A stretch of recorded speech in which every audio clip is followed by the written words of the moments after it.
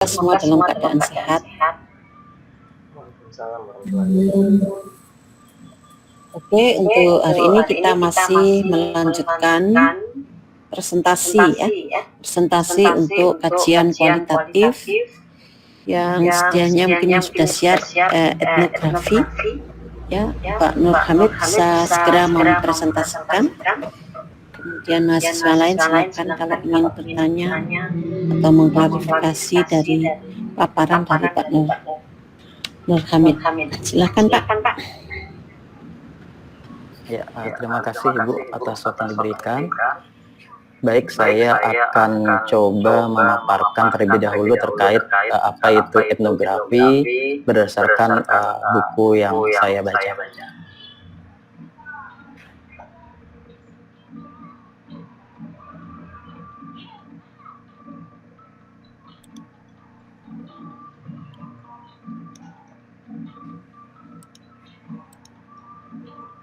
Sudah terlihat ya Bapak Ibu?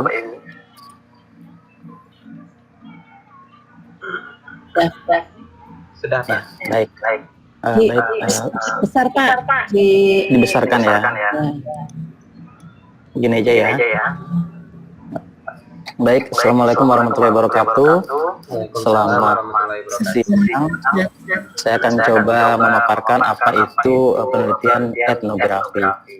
Jadi dimulai dari pengertian, etnografi adalah deskripsi dan interpretasi atas suatu budaya, kelompok sosial atau sistem.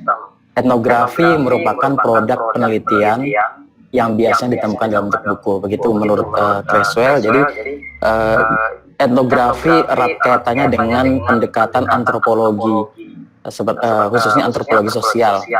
Jadi penelitian etnografi dikembangkan oleh para antropolog sehingga sering juga disebut sebagai anthropological field study.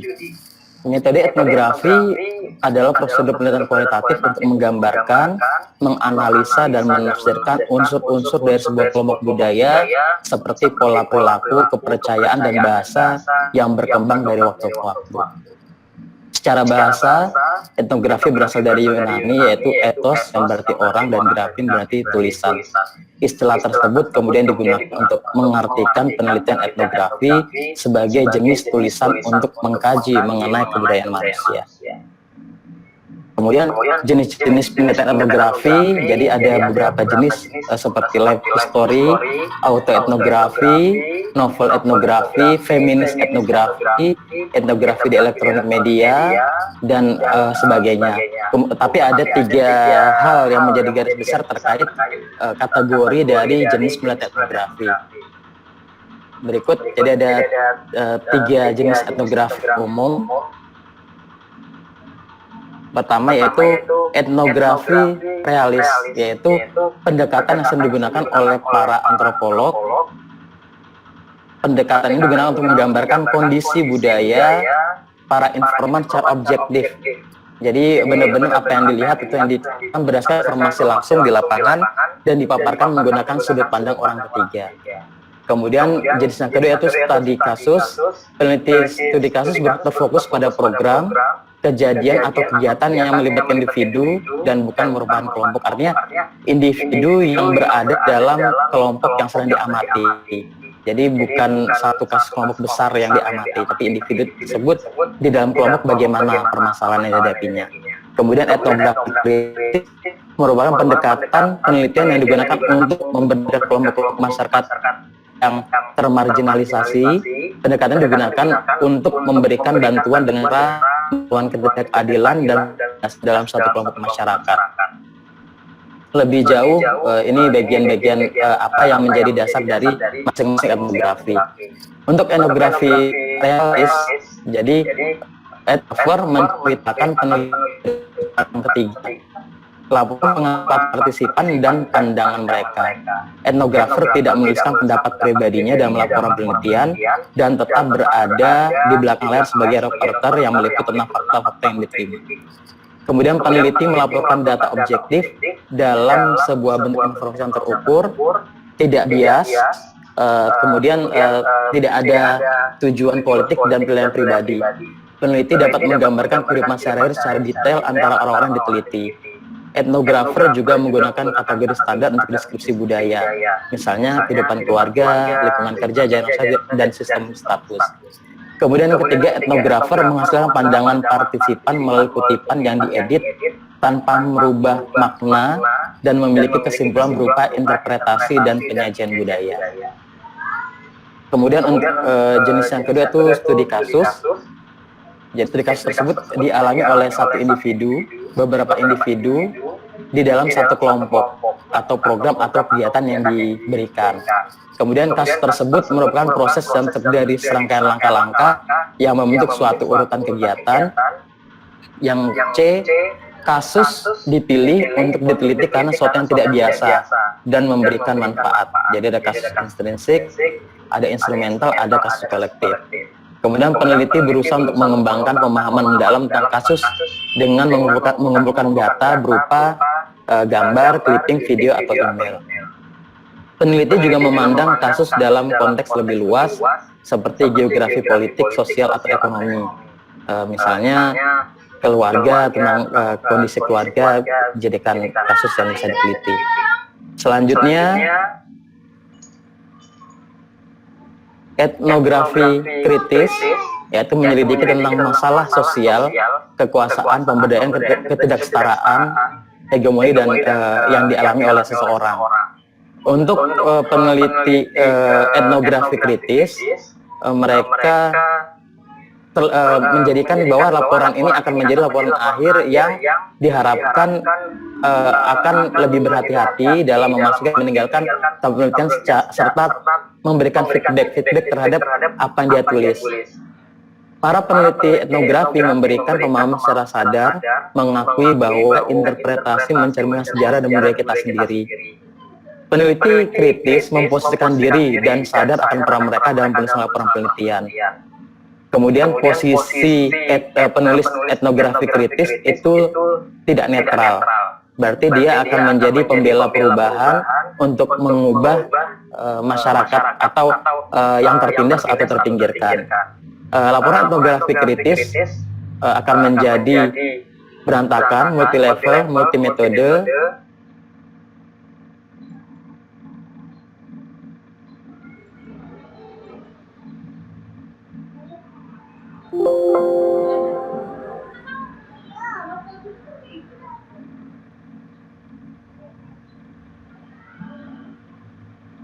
modern.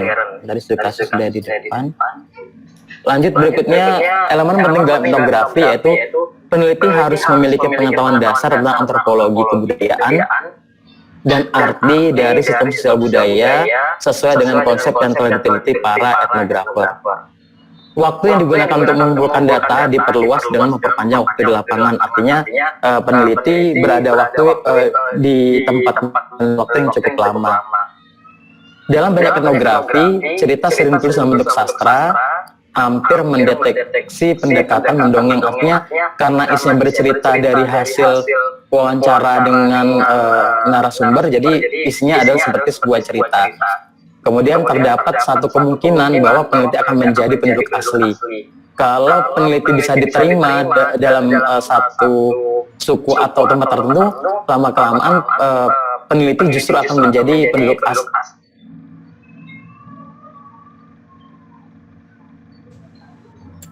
Macet, Pak.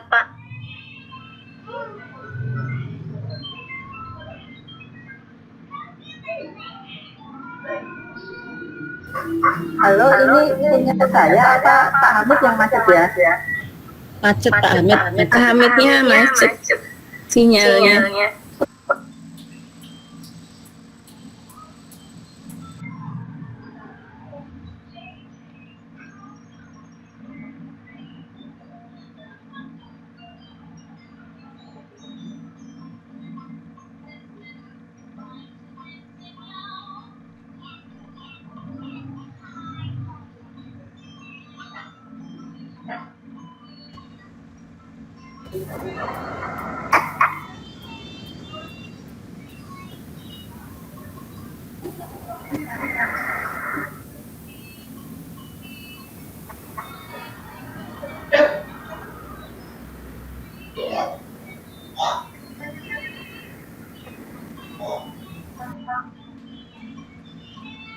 Mana Pak Hamid? Iya, Bu, saya juga memang jaringan memang agak trouble hari ini. Oh, Cuaca mungkin yang kurang mendukung.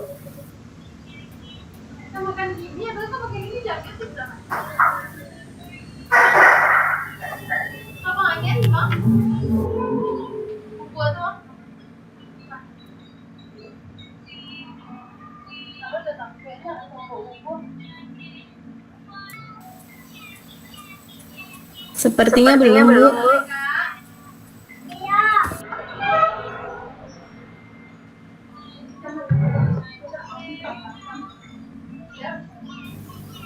Barusan ada konfirmasi dari Pak Hamid, sinyalnya hilang, masih mencoba gabung lagi, Bu. apa pakai anu ya wifi ya? Apa paketan? Saya nyoba dua-duanya memang kurang bagus cuaca memang di daerah sini. Jadi nggak tahu juga di daerah Kalimantan sana. Saya juga ini, kadang kalau terhambat saya langsung gabung ke paketan. Kalau terhambat lagi,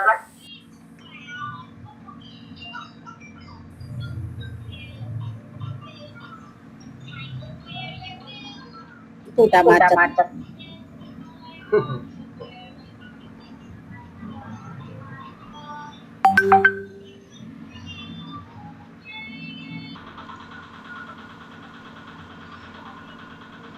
Ya, jadi tadi sampai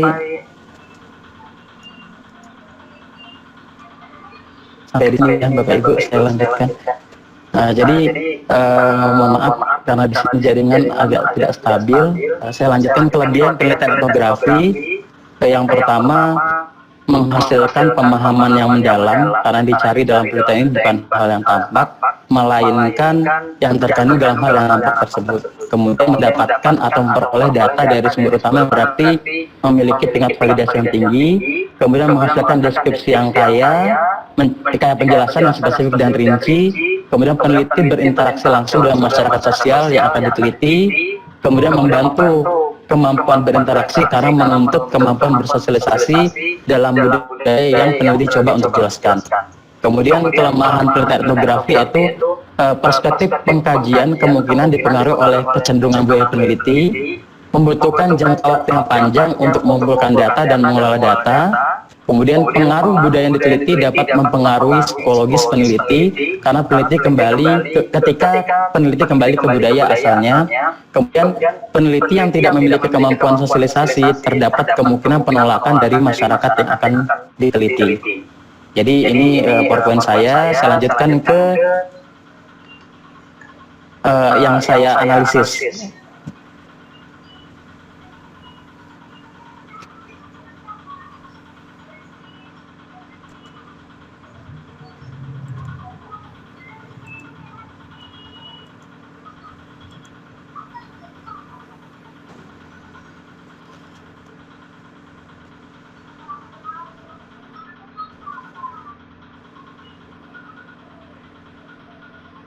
Oke. Jadi ini sudah terlihat Bapak Ibu ya. Ini adalah artikel yang saya analisis. Pertama dari IJSE yaitu dengan judul In Current Refugees Student in Science Learning Through a Cross-Cultural Learning Community. Jadi penelitian ini bertujuan untuk mengeksplorasi bagaimana Karen itu pengungsi generasi pertama dari Burma yang ada di Amerika, yaitu untuk siswa SD-nya yang terlibat dalam praktek kegiatan Next Generation Science Standard untuk membangun penjelasan ilmiah berdasarkan bukti dalam konteks komunitas pembelajaran lintas budaya. Pak, Kemudian untuk bisa ya, digeser aja yang apa namanya 1, 2, 3 yang di kiri itu agak digeser gitu supaya besar. Ya, siap. Nah, Jadi prosedur atau langkah penelitiannya itu pertama diskusi kelompok terfokus di mana mereka diberi foto yang akan mereka diberi pertanyaan. Pertama, pilih foto favorit, kemudian apa yang mereka lihat, terus mengapa foto itu menjadi favorit. Kemudian pertanyaan kedua, memilih foto sains terbaik, terus apa yang dilihat, terus mengapa foto itu penting. Kemudian pertanyaan ketiga, pilih foto budaya terbaik, apa yang dilihat, terus mengapa foto itu penting. Jadi begitu. Nah, teknik pengumpulan datanya itu foto voice, yaitu gambar berbicara. Artinya mulai gambar tadi siswa diminta untuk menyampaikan apa yang dia lihat, kemudian dilakukan wawancara. Kemudian teknik analisis datanya adalah analisis potret naratif. Temuannya yang pertama yaitu siswa Karen, yaitu pengungsi tadi, memanfaatkan pengetahuan budaya mereka untuk menjadi produsen wacana budaya yang sah dalam konteks belajar. Kemudian siswa Karen memanfaatkan pengetahuan keluarga tentang bahasa Karen untuk terlibat dalam penyelidikan ilmiah dalam komunitas pembelajaran sains budaya dengan tingkat agensi yang lebih tinggi pada akhir program. Jadi itu yang diperoleh. Kemudian artikel kedua yaitu Cultural Influence in Science Education, yaitu dari sumbernya IJSE. Tujuannya mengetahui bagaimana budaya mempengaruhi hasil belajar sains di 3 negara, yaitu dipilih negara Inggris, Amerika, dan Kanada. Ini merupakan penelitian tinjauan pustaka terkait etnografi kelas sains. Kemudian teknik analisisnya model Miles dan Huberman, yaitu melakukan reduksi data, penyajian data, kemudian penarikan kesimpulan. Hasil yang diperoleh yaitu etnis minoritas memiliki kemampuan sains yang rendah. Pendidikan budaya tidak hanya terdiri dari dasar-dasar tradisional bahasa dan matematika, tapi juga dasar-dasar baru budaya kontemporer. Untuk artikel yang ketiga yaitu Researching Primary Teachers Professional Agency, Employing Interactive Ethnography to Overcome Reluctance to Teach Science. Jadi tujuan diambil dari RISE, yaitu pertama tujuannya mengetahui bagaimana guru SD di Victoria menggunakan etnografi interaktif untuk mengatasi kesulitan mengajar sains.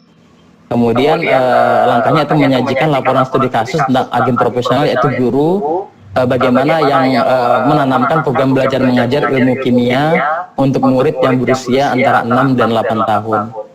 Kemudian menggunakan wawancara dengan guru-guru SD.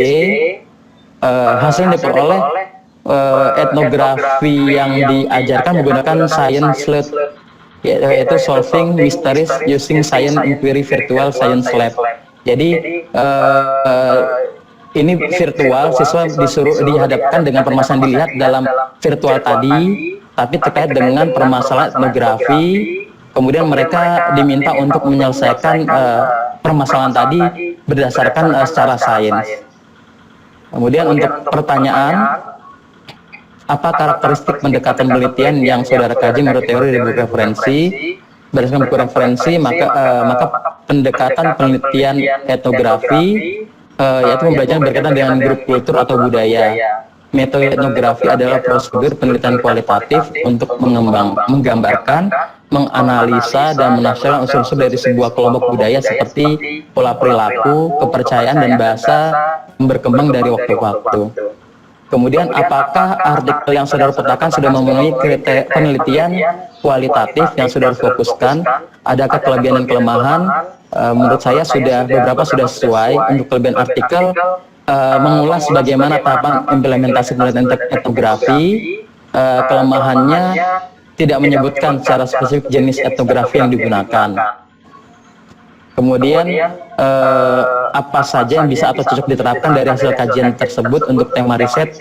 Yang pertama yaitu etnografi digunakan untuk memberikan pemahaman lebih mendalam tentang hasil dari membenamkan siswa atau mengajar siswa dalam konteks dunia nyata, di mana pengalaman menjadi bagian dari perjalanan belajar. Kemudian isu sosiosaintifik tidak hanya dikaitkan untuk meningkatkan minat siswa pada sains, tapi juga memperkuat keterampilan umum, kerja tim, pemecahan masalah, dan literasi media. perlu adanya penelitian yang merujuk pada model pembelajaran sesuai dengan implementasi etnografi dan pembelajaran seperti etnoscience. Kemudian berdasarkan poin tersebut, maka saya akan coba membahas ke depannya nanti bagaimana implementasi budaya back to nature masyarakat Dayak sebagai media pembelajaran kimia. Demikian yang bisa saya sampaikan. Terima kasih. Assalamualaikum warahmatullahi wabarakatuh. Waalaikumsalam. Waalaikumsalam warahmatullahi wabarakatuh. Baik, silakan Bapak Ibu, saya yang dikonfirmasi, ditanyakan untuk Pak Hamid. Mas Hamid.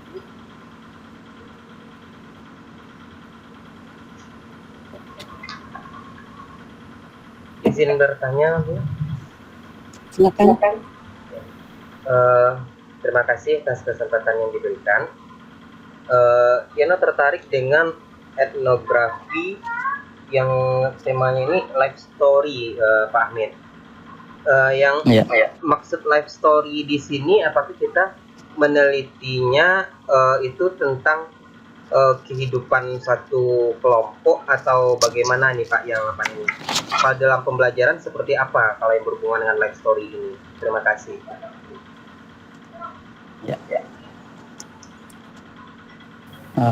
Baik, Pak Yano. Untuk tadi jenis etnografi yang life story gitu, Pak Yano ya.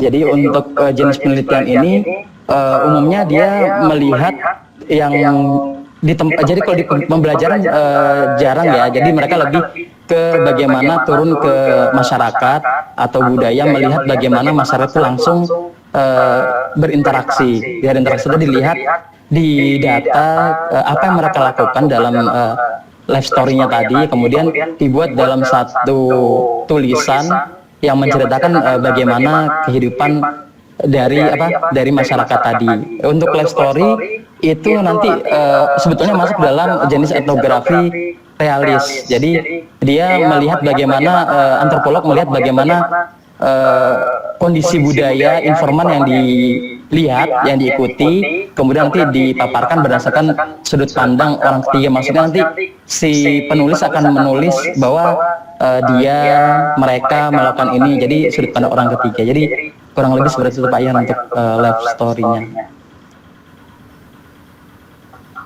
Berarti kalau untuk pembelajaran ini berarti kita bisa enggak kalau jenisnya gini Pak Amir? Kita mengamati bagaimana proses pembelajaran kimia itu dari awal sampai akhir, kemudian kita lihat bagaimana pola pembelajarannya dengan cara melihat basic budayanya, betul Pak Amir. Apakah bisa dilakukan seperti itu? Nah, kalau bentuk seperti itu Pak Yano, nanti dia akan masuk etnografi untuk studi kasus, karena kita kalau untuk studi kasus itu melihat apa sih yang menjadi satu yang kita mau angkat dia jadi tema penelitian kita karena apa? Ada hal khusus enggak? Kalau melihat, oh ternyata dia dari suku yang berbeda atau budaya yang berbeda, bagaimana dia belajar kimia dengan budaya dia, misalnya dari orang Jawa yang sekolah di sekolah yang Kutai atau Dayak gitu kan, baru dilihat bagaimana pemahaman dia terhadap materi yang diajarkan. Mungkin itu bisa jadi etnografi studi kasus. Begitu Pak Yano. Kalau jika kita kaitkan dengan tema yang Pak Hamid angkat itu back to nature yang Dayak, berarti kita melakukan penelitian itu berdasarkan pola belajar dari masyarakat Dayak. Mungkin seperti itu ya Pak Hamid ya maksudnya. Iya, jadi saya pemilihan kalimat yang tepat ini apa untuk kelanjutannya, karena intinya maunya saya nanti bagaimana apa yang jadi budaya Dayak, seperti misalnya mereka melakukan obat-obatan menggunakan bahan-bahan alami. Itu nanti akan masuk ke dalam pembelajaran kimia, atau misalnya bagaimana mereka menggunakan daun-daunan untuk mendeteksi bahwa ini senyawa ini gunanya ini sifat asam basa seperti ini. Tapi itu berdasarkan memang realitas yang mereka lakukan, yang tanpa mereka sadari itu memiliki ada keterkaitan dengan pembelajaran kimia. Jadi mungkin pola itu yang akan coba disampaikan nanti, baru nanti siswa lain melihat, oh ternyata budaya ini tujuannya seperti ini. Kurang lebih seperti itu Pak Yano nanti yang coba saya tulis. Ya, terima kasih Pak Amin atas penjelasannya. Sama-sama Pak Yano. Saya izin bertanya Pak Hamid. Silakan Bu Citra. Ini ada beberapa istilah yang saya baca di buku Praswar itu, bahwa ada istilah etnografer sama istilah etnografi. Nah, kira-kira dari dua istilah itu, bagaimana kita bisa memadu padankan kasus yang coba kita amati dari sudut pandang etnografi sendiri sama etnografer.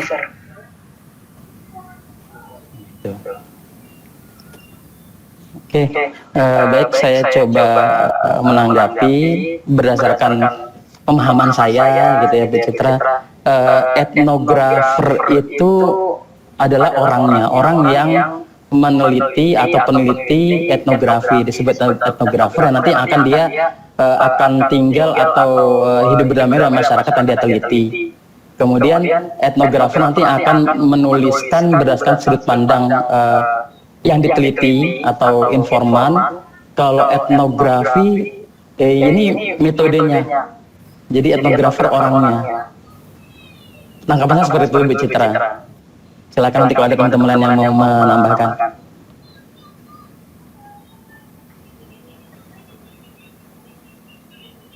Berarti etnografer ini si penelitinya sendiri maksudnya?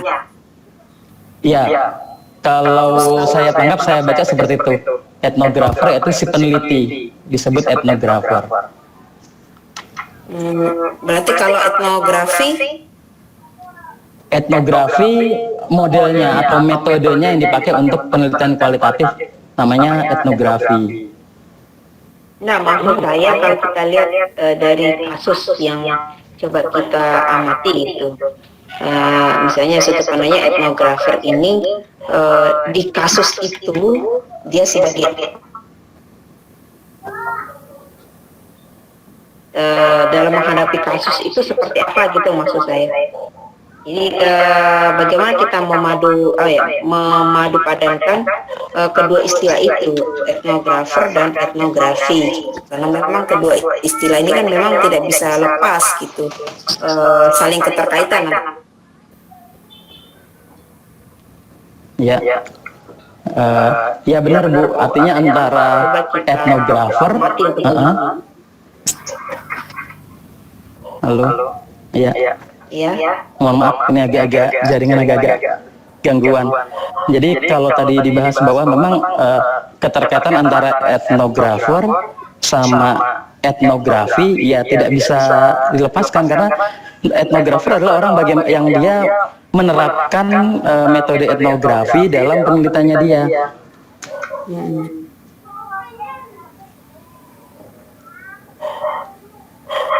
Mungkin gini Pak Amir, apakah bisa peran dari etnografer itu di dalam penelitian itu seperti apa?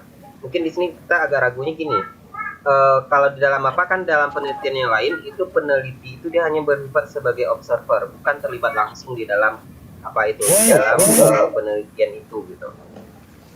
Apakah di sini dia langsung sebagai pelaku dalam penelitian ini atau seperti apa? Mungkin seperti itu Pak Amir. Oh betul, baik. Artinya begini, tugas etnografer adalah dia terlibat, berada di tempat yang diteliti. Artinya dia terjun langsung, bahkan kalau dia di kultur atau budaya atau suku, dia harus ikut tinggal di situ. Kemudian dia bertugas untuk melihat hal apa yang menarik yang dapat diteliti, tema apa yang bisa diteliti atau dituliskan dalam penelitian dia. Jadi dia terlibat, tapi dia tidak sebagai pelaku yang diteliti. Dia mencatat mana-mana informan atau narasumber yang akan dia jadikan bahan untuk diteliti. Kemudian nanti tugas etnografer adalah menceritakan dari apa yang dia sudah amati. Jadi seperti itu.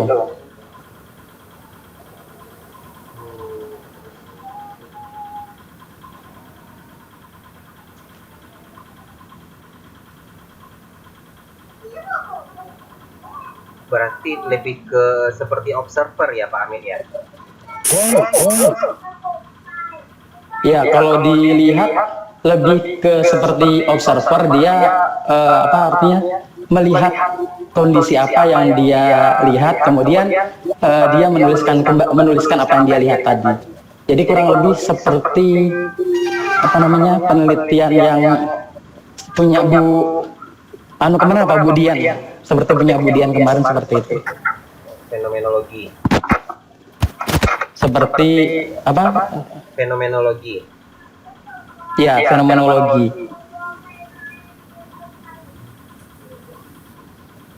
Peneliti masuk dalam komunitas yang ditelitinya, jadi seperti itu. Tapi tugasnya artinya etnografer dia memiliki tugas untuk memahami unsur kebudayaan yang bersifat lokal dan spesifik. Hasilnya berupa pemahaman tentang budaya dari masyarakat yang dia teliti, kemudian dia melakukan interaksi terhadap komunitas budaya yang diteliti, kemudian peneliti akan masuk dalam komunitasnya, kemudian menuliskan hasil dari apa tema yang dia sedang teliti. Jadi seperti itu.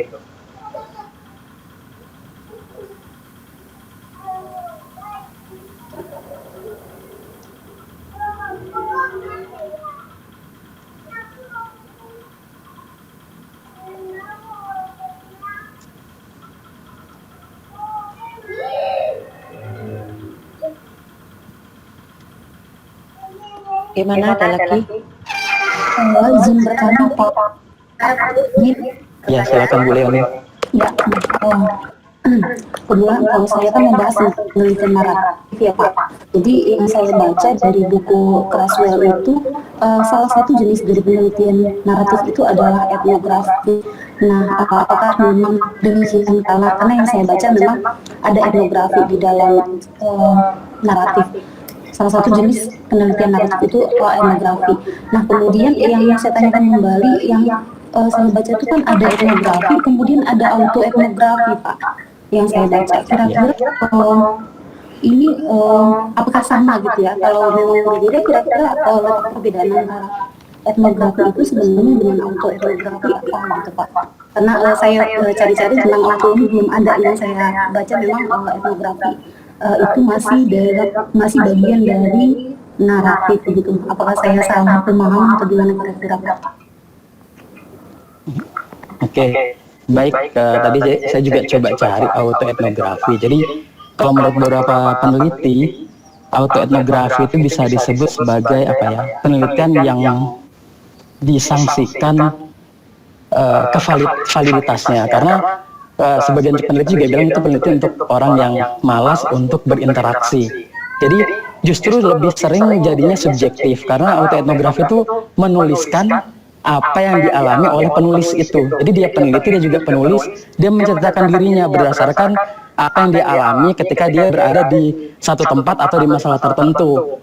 Jadi begitu kalau autoetnografi. Tapi kalau etnografi secara keseluruhan, dia tidak menuliskan dirinya sendiri. Dia menuliskan dari apa yang dia lihat, menuliskan berdasarkan apa yang dia teliti, kemudian dia menceritakan dari sudut pandang orang ketiga. Jadi dia menceritakan orang lain pakai bahasa pengganti dia atau mereka. Jadi kalau auto itu memang beberapa peneliti mengatakan bahwa itu penelitian tidak valid untuk digunakan dalam etnografi. Jadi begitu Bu Leoni untuk auto etnografi.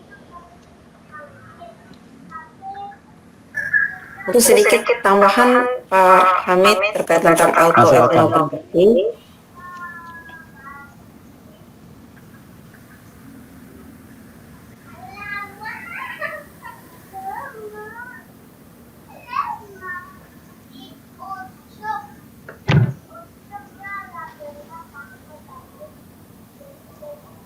Hilang suaranya Bu.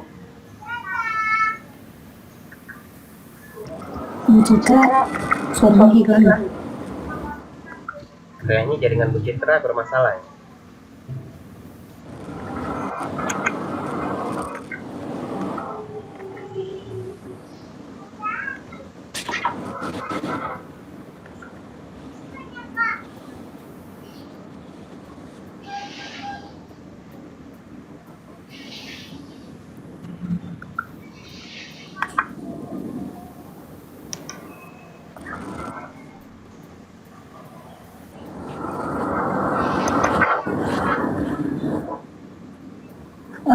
Pak Hamid mungkin menunggu sendiri Pak Bung Citra.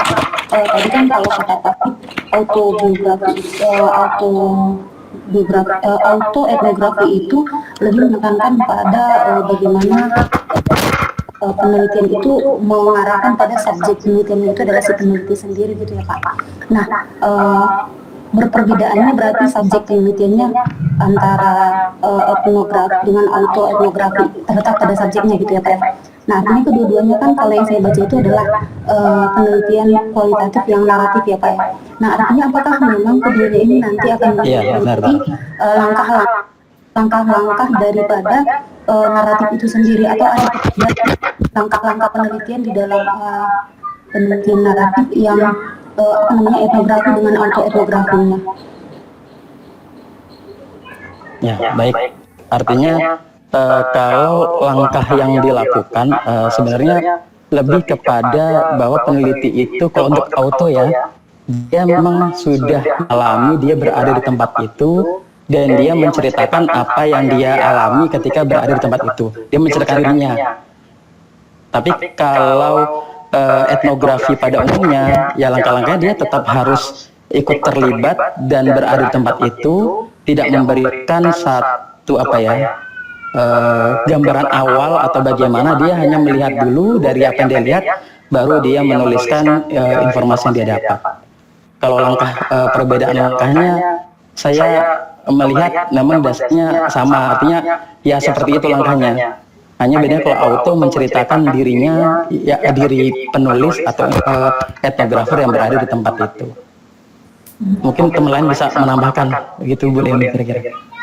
Ya, karena yang saya baca kalau untuk naratif sendiri, kembali karena memang saya naratif, jadi membahas tentang naratif yang saya baca itu prosedur itu kan Pak ada di tahap kedua kalau saya nggak salah, itu ada pemilihan pilih satu atau lebih dari satu individu yang akan dijadikan sebagai yang akan memberikan pemahaman kepada kita tentang penelitian yang akan kita eksplor. Nah, kalau kita memilih berarti di dalam autoetnografi tidak ada kan Pak, karena kita mau nggak mau ya kita gitu, tidak ada pilihan gitu ya.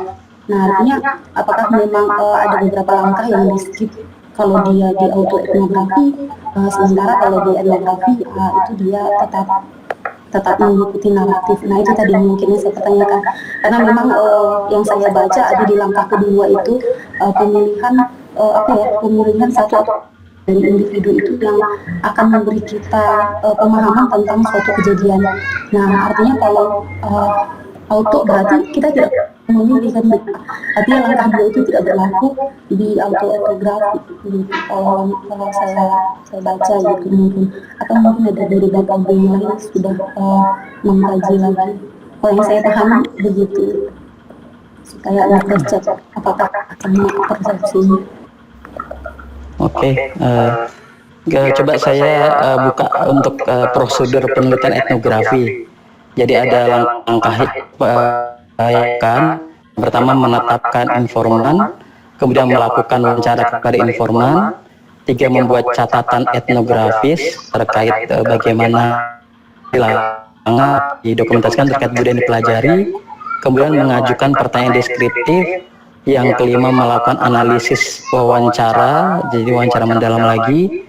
Keenam membuat analisis, kemudian mengajukan pertanyaan lebih lanjut, kemudian membuat analisis taksonomi, kemudian mengajukan pertanyaan kontras, kemudian membuat analisis komponen, menentukan tema-tema budaya, kemudian langkah yang terakhir yaitu menulis etnografi dari yang sudah dia lakukan. Jadi kalau melihat itu ketika autoetnografi dia menulis, berarti dia menetapkan dirinya sendiri sebagai informan dari apa yang dia sudah catat sebelumnya atau dia teliti sebelumnya. Misalnya dia sudah punya catatan etnografi, sudah punya pengalaman untuk hidup atau tinggal bersama informan yang dia teliti.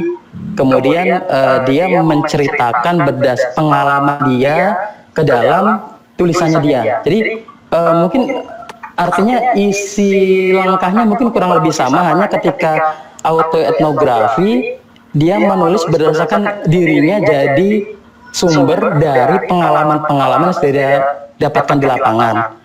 Tapi kalau etnografi pada umumnya dia melihat dari awal, melihat bahwa informan ini baru kemudian wawancara dilakukan dengan ini. Kalau menurut tanggapan saya, akan muncul ketika memang orang yang menulis sudah punya pengalaman lebih jauh dibanding dengan yang memulai meneliti etnografi. Mungkin itu pemahaman saya. Nanti silakan Bapak Ibu yang lain bisa bantu meluruskan jika ada kesalahan. Terima kasih. Terima kasih Pak.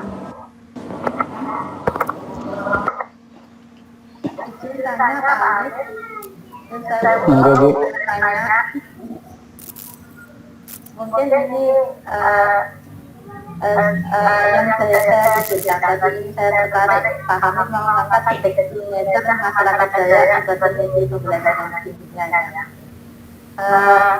Bagaimana kalau dikaitkan dengan istilah pembelajaran kontekstual atau kontekstual learning gitu ya Pak? Kan pembelajaran kontekstual itu kan adalah sistem pembelajaran pada sistem dunia nyata ya. Jadi ini masyarakat Dayak itu kan dunia nyata seperti itu. Apakah seperti itu? Oke. Saya mungkin melakukan pilihan kata yang kurang pas gitu ya. Jadi khawatirnya ketika saya nanti menulis CTL, PBL, PJBL, larinya jadi penelitian kuantitatif gitu kan. Jadi gimana upayanya supaya apa yang coba saya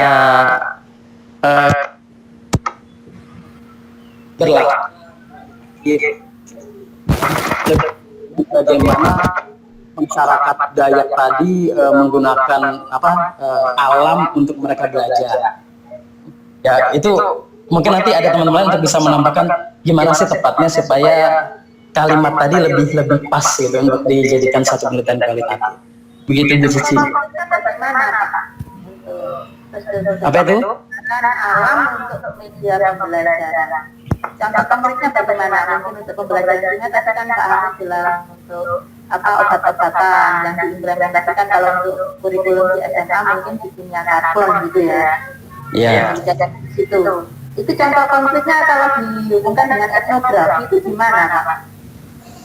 Nah, jadi kalau membahas ke etnografi, saya lebih menyentuhnya ke etnografi versi baru yang namanya etnoscience. Jadi saya coba juga mempelajari beberapa jurnal tadi yang dibuat oleh Bu Citra juga terkait etnoscience gitu ya. Jadi kalau saya langkahnya lebih bagaimana mereka melihat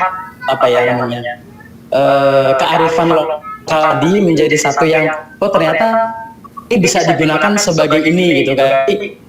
Misalnya saya sempat kemarin juga menyampaikan terkait bagaimana mereka melakukan pengobatan untuk kanker gitu kan. Nah ternyata obat ini sifatnya seperti ini. Nah jadi lebih ke pengalaman belajar saja bahwa mereka ternyata suku Dayak tadi memiliki kekayaan terhadap bahan tumbuhan yang bisa membantu mereka untuk belajar kimia dengan kondisi yang mereka hadapi di lapangan. Mungkin gambaran awalnya seperti itu Bu Cici. Atau bisa dikatakan Boleh saya menambahkan? budaya Dayak pada pembelajaran. Ya gimana Bu Cici?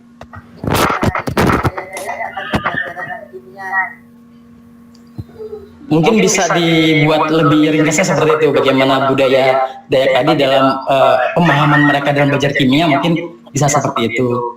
Monggo kalau Bu Citra mau bantu menambahkan silakan. Baik, terima kasih. Ini saya coba mendeskripsikan bagaimana kita mengaitkan pembelajaran kimia ke dalam etnografi, atau kalau di dalam istilah sains itu adalah etnoscience. Nah, misalkan contohnya adalah konsep asam basa. Nah, kebetulan saya pernah meneliti juga terkait tentang itu. Nah, di mana konsep asam basa ini kita coba telusuri kira-kira konsep asam basa yang bisa diadopsi dari suatu budaya. Nah, ini saya coba adopsi dari budaya Sasak yang ada di tempat tinggal saya. Terkait tentang konsep asam basa dalam kehidupan sehari-hari itu diadopsi dari budaya Sasak. Nah, yang dimana salah satu budaya Sasak yaitu ada istilahnya mamak. Mamak itu ini loh, kayak pakai daun sirih gitu ya, sama kapur sirih.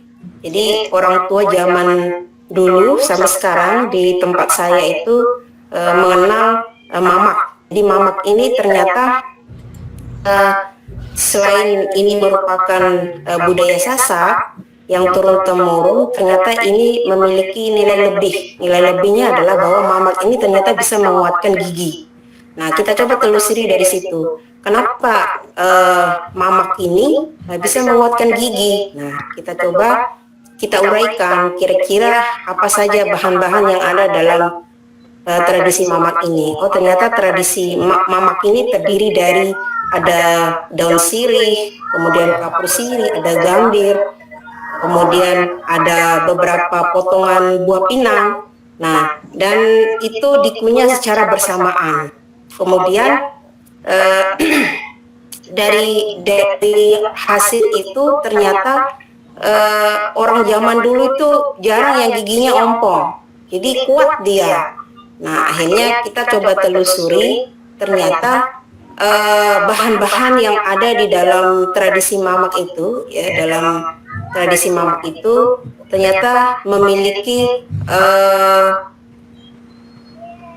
fungsi masing-masing ya dari bahan yang ada. Ya, salah satunya itu adalah untuk memperkuat, menguatkan gigi, karena kandungannya itu kalsiumnya tinggi, ya. Sehingga itu bisa menjadi alasan kenapa gigi orang zaman dulu itu kuat dibandingkan gigi orang sekarang ini kan cepat ompong atau seperti apa gitu ya. Nah, kemudian kita kaji lagi selain dari situ, zaman dulu juga kalau yang bapak-bapak, kalau zaman sekarang kan bapak-bapak banyak yang ngerokok. Nah, tapi kalau zaman dulu itu lebih banyak mamak gitu. Tradisi mamak ini dia lebih senang ketimbang menggunakan ketimbang merokok gitu. Nah, ternyata dari situ kita bisa bisa mengkaji lebih lagi bahwa selain dari nilai ilmiahnya juga ada istilah-istilah lain yang memang itu ada nilai budayanya. Nah, misalkan ada istilah pebuak namanya, kalau di tempat saya itu ada istilah pebuak, pekusut, dan lain sebagainya. Dan ini ternyata istilah ini bisa dijadikan sebagai salah satu yang bisa kita kaji terkait tentang konsep-konsep asam basanya. Dan juga ketika mereka menggunakan, maksudnya ketika mereka selesai mengunyah mamak tadi, ternyata mereka memiliki merasa ada yang berbeda dari sebelumnya. Jadi awalnya mereka udah kayak ada yang kurang, ya, misalnya selesai makan gitu, kalau tidak mamak ini ada yang kurang, tetapi begitu selesai mereka mamak, itu ada yang lebih yang mereka rasakan. Yang pertama, konsentrasi mereka bekerja lebih terfokus, kemudian yang awalnya mereka ngantuk jadi jadi fokus untuk bekerja dan tidak ngantuk lagi, seperti itu kalau dalam budaya Sasak itu. Dan kemudian selain itu di Mamak itu juga ada namanya istilah yang seperti yang saya katakan tadi, ada panusit atau pekusit, yaitu dia menggunakan tembakau yang digumpalkan, itu digunakan untuk membersihkan sela-sela giginya. Jadi kalau habis mama itu giginya pasti merah. Nah, supaya dia tidak kayak tidak menggumpal ya, cairan-cairan dari mamak itu, jadi dia membersihkannya dengan tembakau di sela-sela giginya. Nah, ternyata ini juga memiliki khasiatnya. Kenapa harus menggunakan tembakau ini di kunyah? Nah, coba kita gali dari segi dari konsep asam basanya. Nah, dan banyak lagi halnya. Jadi selain dari menguatkan gigi, kemudian bisa dijadikan sebagai obat tradisional, obat-obat herbal dan sebagainya. Bisa juga mengobati sakit gigi juga atau gusi yang bengkak. Jadi mungkin salah satunya tadi kayak tembakau yang yang digumpal kemudian dibersihkan di sela-sela giginya, ini tujuannya adalah untuk ini supaya gusinya setelah mamak itu tidak membengkak. Nah, karena mungkin kandungan dari kapur sirihnya tadi yang berlebih mungkin itu untuk menghindarinya dan lain sebagainya. Nah, dari hal itu kita bisa mengkaji lebih dalam bahwa ternyata di dalam adat atau tradisi mamak itu kita bisa gali, ternyata ini loh etnosainsnya. Kemudian kita kaitkan dengan konsep asam basanya seperti itu, sehingga nanti kita bisa juga mencoba untuk menggali kira-kira apa permasalahan yang perlu didiskusikan dengan siswa itu. Misalkan mengapa dosi, misalnya salah satu pertanyaannya mungkin seperti ini, mengapa dosi bisa dijadikan sebagai obat herbal untuk menguatkan gigi seperti itu, atau untuk menghindari agar gusi tidak membengkak. Nah, seperti itu. Kemudian bagaimana ciri khasnya dari bahan-bahan yang digunakan dalam mamak itu. Nah, kemudian baik dari aroma, rasa, warna itu kan sudah mengidentifikasi sifat-sifat dari asam dan basa itu dan lain sebagainya. Nah, dari sini kita bisa juga menggali bagaimana siswa, seberapa besar pengetahuan siswa itu terhadap budayanya sendiri. Seperti itu mungkin gambarannya. Terima kasih Pak Hamid. Ya, terima kasih Bu Citra tambahannya.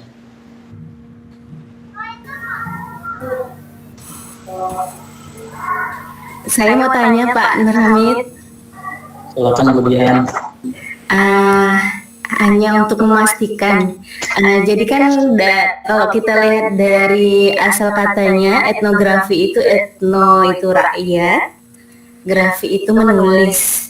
Jadi etno itu kita selama ini memahami terkait etnis, suku gitu kan, bangsa gitu. Nah, perkembangan kata sekarang itu kan kalau kita melihat budaya, etno itu budaya, sudah ke misalnya contoh budaya membaca itu sudah maksudnya tidak terhubung dia suku apa atau apa, tapi kata-kata itu dipadankan, budaya membaca, budaya hedon, kemudian mungkin kalau misalnya kita ingin meneliti misalnya kebiasaan anak zaman sekarang yang masih kecil itu sudah terbiasa dengan gadget, budaya gadget gitu. Apakah kalau misalnya kita meneliti seperti itu termasuk etnografi karena perkembangan kata itu? Apakah harus etno ya etnis, budaya yang terkait suku begitu Pak Nur Hamid kalau dari hasil bacaannya? Terima kasih Pak. Baik, Bu Dian. Jadi tadi membahas tentang etnografi gitu. Jadi kalau etnografi, kalau saya baca etnografi itu ada versi awal dan versi baru gitu ya. Kalau versi awal itu mengkaji unsur kebudayaan masyarakat seperti tradisi, adat istiadat, religi, bahasa, mata pencarian, dan pengetahuan diperoleh dari sumber-sumber tidak langsung seperti dokumen atau peninggalan zaman dahulu. Tapi kalau etnografi versi baru, sebenarnya itu pengkajian kehidupan masyarakat yang diperoleh dari anggota masyarakat tersebut berdasarkan pola-pola adaptasi yang dimiliki. Artinya berdasarkan apa yang menjadi hal kekinian dan memang itu mempengaruhi antropologi, karena kaitannya etnografi ke antropologi, maka itu layak untuk diteliti. Termasuk tadi gadget tadi, pengaruh gadget itu nanti larinya ke etnografi jenis studi kasus. Jadi studi kasus yang dialami oleh peserta didik atau anak tadi terhadap pengaruh baru yaitu gadget tadi itu bagaimana. Nanti larinya ke antropologi, ke keluarganya bagaimana, hubungan masyarakatnya bagaimana, dengan pengaruh-pengaruh yang terkait dengan antropologi. Mungkin demikian Bu Dia. Oke, baik, makasih Pak Hamid. Berarti sudah ini ya, sudah lebih meluas, tidak harus suku atau bangsa begitu ya Pak ya? Karena memang tadi kata Bu Dian sudah benar juga, etno itu nanti dulu memang diartikan lebih ke budaya gitu ya, lebih ke etnis. Padahal sebenarnya etnografi secara luas ya itu apa yang sedang berkembang sekarang, asal kaitannya terkait antropologi, maka itu sesuatu yang memang bisa untuk jadi penelitian etnografi. Yang Bu Dian. Ya, makasih Pak Hamid. Masih ada? Satu lagi Prof, saya masih bingung etnografi ini. Mungkin pola pikir saya masih kuantitatif ya. Jadi saya ingin tahu endingnya kalau untuk penelitian kualitatif menggunakan desain etnografi ini, kalau untuk ke siswa dampaknya itu bagaimana? Contoh konkretnya itu. Paham ya? Iya. Saya Jadi paham dari hasil-hasil review jurnal ini, saya masih bingung Pak. Ini gimana ini?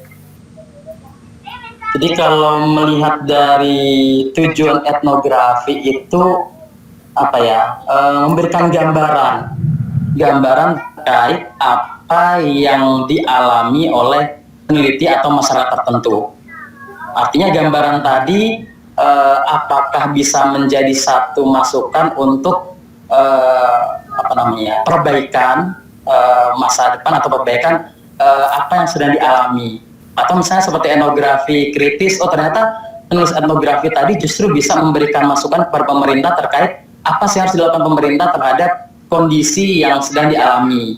Itu etnografi kritis gitu ya. Jadi etnografi ini lebih ke saran atau hasil yang diberikan ke masyarakat bahwa begini loh kondisinya, maka nanti dengan kondisi ini bisa seperti ini, walaupun tidak bisa kita generalisasi bahwa itu nanti akan bisa dipakai di tempat lain, tapi saran terhadap kondisi ini seperti ini, terutama untuk etnografi yang sifatnya kritis. Mungkin begitu Bu Cici kalau saya baca. Ya, saya jadi paham Pak, terima kasih.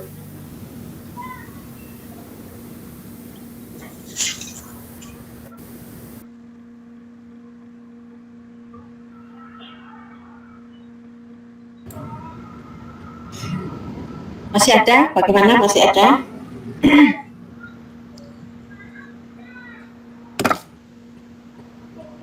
Oke, mungkin saya mau share dulu ya.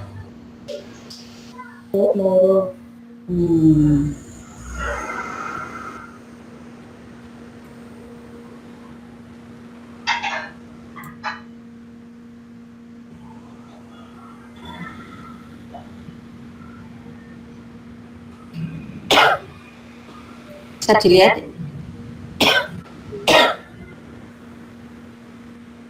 Bisa dilihat ini?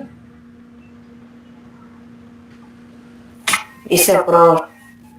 Bisa Prof, tapi saya tidak Tapi kecil Prof. Iya. Tapi terlalu kecil sepertinya.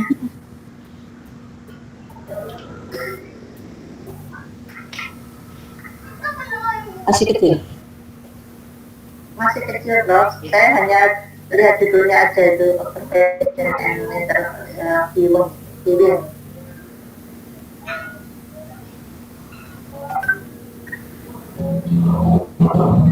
Ini masih kecil juga?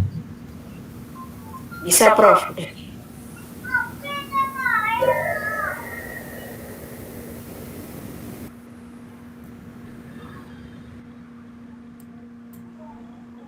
Oke, tadi terkait dengan observasi gitu ya. Tadi saya dengar ininya. Jadi kalau kita lihat di kualitatif itu, ya kualitatif kuncinya itu adalah ini observasi dan interview. Nah, di dalam observasi itu ada yang namanya partisipan observer.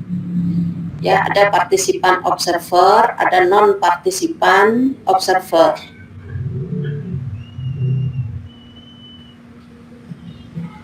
Ya. Jadi ini ya. Jadi di sini ada yang full partisipan observer, kalau dikelompokkan ada yang partial participation, jadi dia full partisipan observation itu artinya dia sebagai pengamat, tapi pengamat yang berpartisipasi secara full. Ya, misalnya di sini dosen gitu ya, dosen itu selain dia langsung mengajar, dia juga mengobservasi. Jadi dia yang punya kelas misalnya ya, dia punya kelas dan dia yang mengajar, dia mengambil data ketika dia mengajar, dia benar-benar full di situ. Ya, ikut sebagai partisipan dan juga sebagai observer. Kalau yang parsial itu dia setengah ya, jadi tidak sepenuhnya, tapi bisa jadi dia misalnya di kelas itu dia mengamati pembelajaran yang dilakukan oleh seorang guru, mungkin dia mengamati interaksi. Nah, di situ dia bisa mengambil posisi misalnya sebagai yang membantu di dalam kegiatan praktikum misalnya begitu, atau ada kegiatan lab yang dia bantu dan di situ dia sambil mengambil data gitu. Ya, kalau yang observer is outsider itu benar-benar dia murni orang luar gitu, memposisikan diri sebagai non partisipan observer. Jadi dia sama sekali tidak berpartisipasi. Jadi dia mengamati kejadian-kejadian atau fenomena yang ada di luar dia gitu. Nah, kemudian bagaimana seorang observer itu dipotret oleh orang lain gitu ya. Jadi observer itu kan bisa orang luar, bisa orang dalam gitu kan intinya. Jadi di sini partisipan yang diobservasi itu ya tahu bahwa observasi sedang dilakukan ya. Mereka akan tahu siapa yang mengobservasi itu. Kemudian ada juga yang beberapa orang saja yang tahu bahwa mereka sedang diamati oleh observer. Kemudian ada juga situasi di mana partisipan itu sama sekali tidak tahu bahwa dia sedang diobservasi. Gitu. Nah, sekarang kalau kita guru punya kelas kita sendiri yang kita amati, barangkali partisipan tidak menyadari bahwa gurunya itu mengamati dia gitu. Maksudnya sebagai peneliti ya. Itu, tapi kalau misalnya di kelas itu ada orang lain yang duduk di belakang atau di samping gitu, itu mungkin misalnya siswa yang berpartisipasi di situ, siswanya tahu bahwa mereka sedang diamati gitu ya. Mereka menyadari, atau sebagian saja yang menyadari bahwa ada orang lain yang sedang mengamati.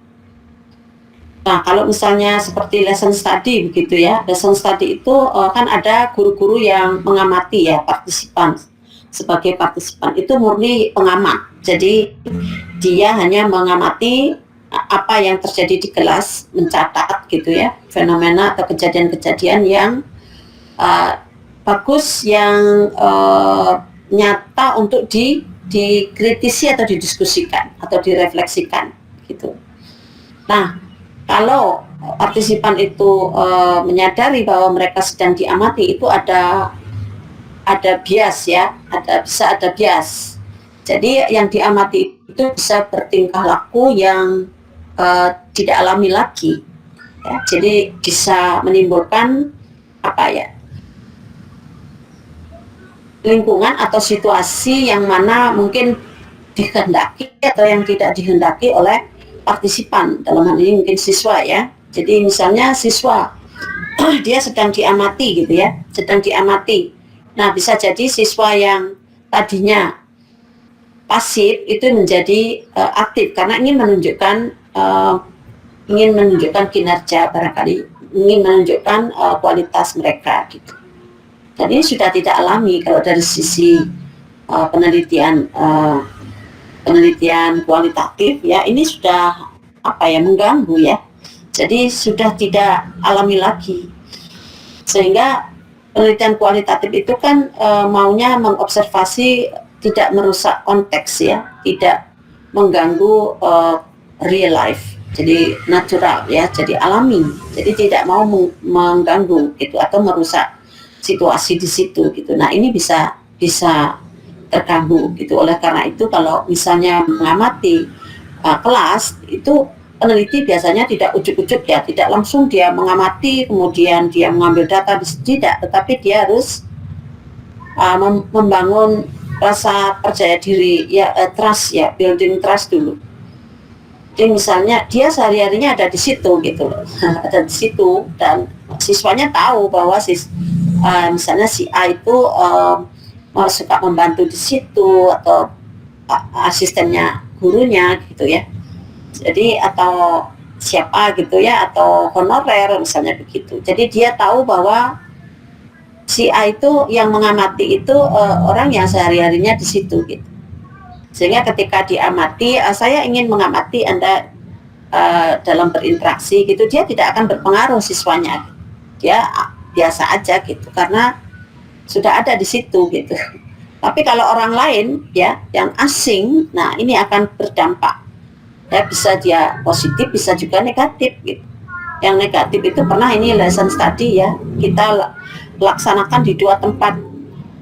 Satu di SMA swasta ya, di SMA swasta itu siswanya dari yang digunakan untuk observasi itu siswa yang benar-benar aktif ya. Tadinya memang dia hari-harinya memang aktif siswanya, sering bertanya, terus dia sering menjawab begitu. Tapi begitu ada observer, ada guru-guru yang masuk ke situ sebagai pengamat di dalam lesson study itu, mereka bungkam semua ya, mereka bungkam. Jadi ditanya dan jawab gitu, diberi pertanyaan susah sekali jawabnya gitu. Nah itu kan efek dari observer.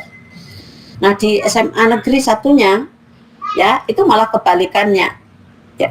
Jadi sehari-harinya kelas itu memang kebetulan kan tidak bisa milih kelas karena schedule-nya seperti itu, dan kita mengamati pada saat itu hari Sabtu barangkali ya, itu lupa saya.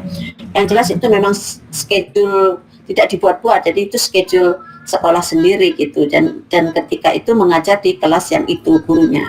Dan kita amati siswa yang pasif ya, hari-harinya itu siswa yang tidak pernah bertanya, tidak mau menjawab pertanyaan gitu, jadi pasif banget gitu.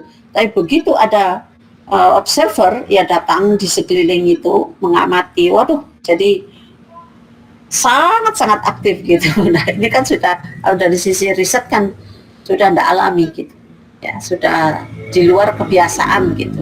Nah ini mungkin yang perlu dipertimbangkan ketika kita mengamati itu, bagaimana langkah-langkah supaya kita tidak merusak konteks di situ. Jadi naturalistiknya itu tetap terjamin gitu. Nah, tujuan dari observasi itu bisa dinyatakan, fully explained ya, jadi benar-benar dinyatakan itu kepada partisipan. Kemudian ada juga yang tujuan observasi itu hanya dijelaskan kepada beberapa partisipan saja, ada juga yang tidak dijelaskan, false explanation, ada juga yang dijelaskan secara salah, jadi tujuannya itu mengamati tapi dia menjelaskannya berbeda. Nah ini yang mungkin tidak boleh ya. Jadi harusnya itu kalau kita meriset orang itu ya, mereka tahu apa yang diinginkan gitu, mereka tahu ya. Jadi dia menyadari bahwa dia tahu gitu. Nah bagaimana supaya dia tidak menimbulkan partisipan itu menjadi berubah tingkah lakunya gara-gara ada observer, maka kita yang harus building trust gitu ya. Jadi meyakinkan mereka bahwa itu tidak akan mengganggu mengancam ya, mengancam. Jadi tidak boleh kita mengancam situasi dari siswanya, dari partisipannya gitu, atau responden gitu. Nah ini yang perlu dibangun oleh peneliti, entah itu dalam bentuk observasi atau wawancara ya, tapi jelas dia harus membangun dulu trust ya, saling percaya gitu. Kepercayaan itu harus muncul dulu sebelum dia mengambil data. Tidak bisa datang-datang ke lokasi kemudian ambil data itu yang nanti akan menemui kesulitan dan tidak alami lagi. Kemudian kalau durasi dari observasi itu bisa sangat singkat ya, bisa hanya 30 menit mengamati situasi di kelas misalnya gitu. Ada juga yang durasinya panjang sampai dia berbulan-bulan datang lagi datang. Ada yang di pendidikan tuh ada yang etnografernya itu yang ke sekolah itu rutin gitu, selama 1 semester dia datang melakukan kegiatan, dia datang lagi, dia ada jadwal ke situ gitu. Dan anak-anak sudah terbiasa dengan si X, Mr. X yang etnografernya itu gitu. Nah, oleh karena itu etnografi itu durasinya bisa panjang, bisa singkat juga ya untuk mengobservasi itu. Kemudian kalau fokus pengamatan bisa sempit ya, hanya 1 atau 2 aspek yang diamati. Kemudian ada juga yang fokusnya sangat luas gitu ya. Jadi dia ingin memperoleh gambaran yang menyeluruh ya dari aktivitas yang diamati. Nah kalau yang sempit 1 elemen misalnya interaksi gitu, saya ingin melihat bagaimana interaksi siswa dengan guru atau siswa dengan siswa. Jadi aspek interaksi jadi dia melihatnya ya misalnya kalau guru sedang menerapkan inquiry gitu ya, itu bagaimana interaksi siswa di kelas itu ya, dia mengamati di situ gitu.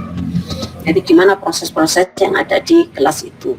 Nah kalau dia ingin mengamati yang terkait dengan pembiasaan ya, karena ini etnografi itu kan fokusnya pada budaya ya, entah itu budaya kultur ya, kultur itu kan sebuah proses pembiasaan. Jadi kalau siswanya misalnya kita ingin menanamkan berpikir kritis ya, kemampuan berpikir kritis siswa, misalnya gitu, itu bisa kita teliti misalnya 1 semester ya, bagaimana guru itu berupaya untuk menanamkan berpikir kritis siswa. Kan ini perlu waktu yang lama dalam proses pembiasaan ini ya. Jadi membiasakan siswa untuk berpikir secara kayak ini main apa istilahnya berpikir kritis ya, salah satu dari apa istilahnya itu, saya kok lupa ini. Pola pikir yang berpikir yang kritis, yang kritikal ya, atau kreatif gitu ya, sejenis itu HOTS itu kan tidak serta-merta kita bisa membangun itu ya. Jadi ada suatu proses yang harus dilakukan oleh guru dan siswa, sehingga lama-kelamaan siswa itu menjadi terbiasa gitu ya, membiasakan berpikir kritis dan kreatif. Nah itu kan tidak bisa diamati oleh peneliti dalam durasi yang pendek, sehingga dia mungkin harus ke kelas ya, kemudian dia harus mengamati dari aspek gurunya, dari aspek siswanya, dari aspek tugasnya. Nah seperti itu, ke sana lagi gitu ya, setiap pembelajaran yang mengarah ke situ dia ke sana lagi, observasi, mungkin dia setting juga interview ke siswanya, ke gurunya gitu. Sehingga dia perlu waktu yang agak lama untuk benar-benar bisa mengamati bagaimana proses itu ya, proses membangun apa istilahnya, berpikir ya, membangun strategi untuk membangun berpikir siswa gitu ke arah yang mungkin HOTS gitu ya, kreatif atau kritis. Nah itu bisa didekati dengan etnografi. Nah budaya yang maksudnya budaya-budaya ini ya, bukan budaya kultur, budaya suku apa ya, etnis apa gitu, tidak. Jadi ini budaya yang ada di kelas ya, pembiasaan ya, kan karena terbiasa itu menjadi pembudaya kan. Jadi di kelas itu budaya berpikirnya ya, budaya apa istilahnya ya, karakter-karakter. Nah seperti itu tidak serta merta, jadi harus melalui sebuah proses, dan saya sebagai peneliti ingin mengkaji itu gitu loh. Ya, itu untuk observer. Jadi di sini ada yang memang dia full partisipan observer, ada juga yang non partisipan. Kemudian ada juga yang namanya naturalistic observation, observasi yang naturalistik. Dia peneliti non partisipan kalau di sini ya, dia tidak berpartisipasi, tetapi yang diamati itu ya alamiah gitu, aktivitas-aktivitas yang terjadi di kelas gitu ya, jadi yang alami. Tapi kalau misalnya bagaimana guru membangun pola pikir siswa untuk berpikir kritis, mungkin itu ada apa namanya ya, ada implementasi inovasi, dan saya mau mengamati itu ya, itu secara entah itu berpartisipasi atau saya tidak berpartisipasi gitu, sebagai pengamat yang di luar partisipan. Nah, seperti itu. Kalau yang naturalistik ya, apa yang terjadi di sekolah itu ya saya datang ke situ dan mengamati sehari-harinya seperti apa. Itu yang naturalistik gitu ya, tidak mengada-ada. Nah, kalau simulasi bisa juga peneliti menciptakan sebuah situasi gitu ya, kemudian dia mengevaluasi. Jadi di situ ada settingan simulasi. Ya, hanya untuk menggambarkan, biasanya menggambarkan situasi yang ada di situ dan menceritakan gitu. Simulasi di sini bukan kuantitatif, tapi dia secara kualitatif ya. Bagaimana respon, bagaimana peran gitu bisa dimunculkan simulasi. Ada riset-riset tentang ini. Jadi etnografi yang mana peneliti memang menciptakan sebuah simulasi. Itu ya. Ada yang observer effect ya, ada efek ya, ada efek dari pengamat tadi yang saya ceritakan. Kemudian observer bias juga ini ada. Nah, untuk penelitian ya, supaya kan ini kan sangat subjektif itu sifatnya, sangat subjektif. Kemudian biasanya ada kritikan gitu ya, ada kritikan bagaimana seorang peneliti itu bisa menjamin bahwa dia terlepas dari bias-bias itu. Nah, kalau bias itu kan berarti misleading ya, artinya ya itu menurut peneliti kan gitu. Dia gini, kalau orang kuantitatif itu ada yang namanya iterator itu ya. Jadi gini, kalau di kelas ya ada risetnya itu, ada risetnya. Jadi kalau di kelas saya mengamati tidak boleh sendirian, tapi harus ada orang lain juga yang mengamati. Misalnya kita mengamati menggunakan checklist gitu ya.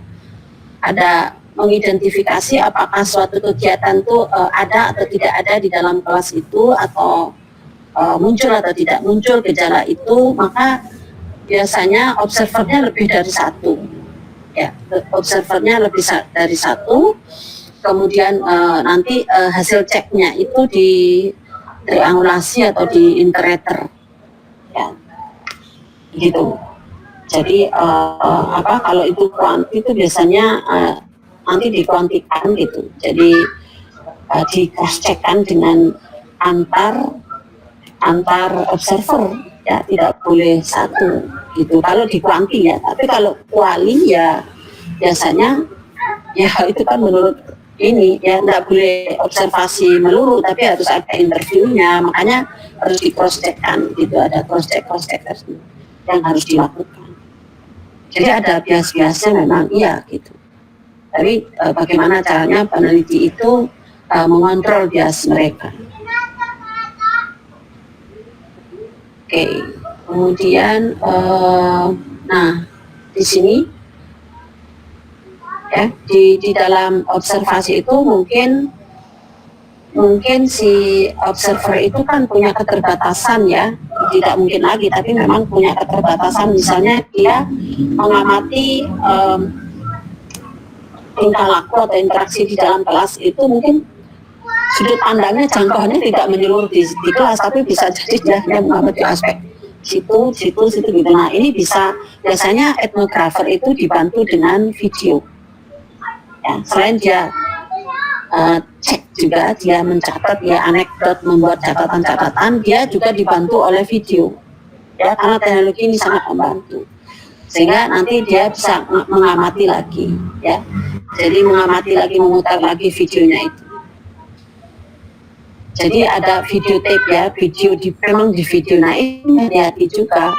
Jadi video itu bisa mengganggu siswa ya, tidak alami lagi gitu. Oleh karena itu harus bagaimana caranya supaya sehari-harinya siswa itu memang sudah ada video gitu ya. Artinya sudah dibangun kesiapan siswa untuk ada teknologi itu gitu ya. Ada video terutama yang nampak gitu ya, nampak di sore. Nah seperti itu akan mengganggu ya, behaviornya dari siswa itu akan terganggu ya, itu jadi aneh-aneh polanya dia itu nanti bisa terganggu. Nah itu supaya itu kesannya artinya alami ya, dia di video atau tidak di video itu nanti tidak mengefek gitu ya, jadi teknologi itu tidak mengefek ke siswa. Gimana caranya? Nah itu biasanya kalau misalnya siswa itu kita menerapkan inovasi pembelajaran gitu ya. Kalau siswa itu benar-benar engage ya, dia benar-benar terlibat di dalam proses pembelajaran itu.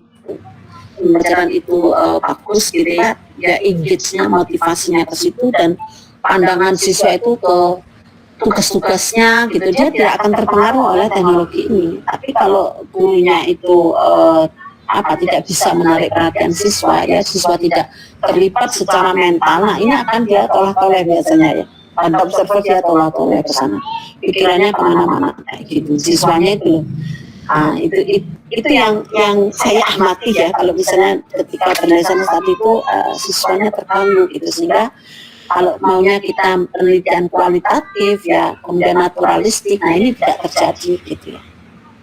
Tidak terjadi, tidak bisa dilakukan ya, seperti ini.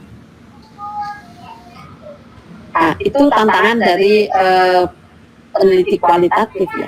Kemudian proses interview juga seperti itu ya. Interview harus, orang yang menginterview itu ya harus dipercaya oleh responden, dan responden harus volunteer ya. Jadi dia sukarela, tidak boleh kita memaksa gitu ya.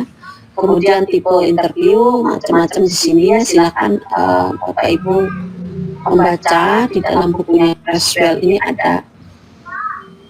Bukan Creswell ini ya, siapa namanya ini, Frankel and Whelan, itu ada dikemukakan jenis-jenis pertanyaan dari interview, karena ini kunci ya kalau di dalam penelitian kualitatif, kunci dari data itu ada dan interview.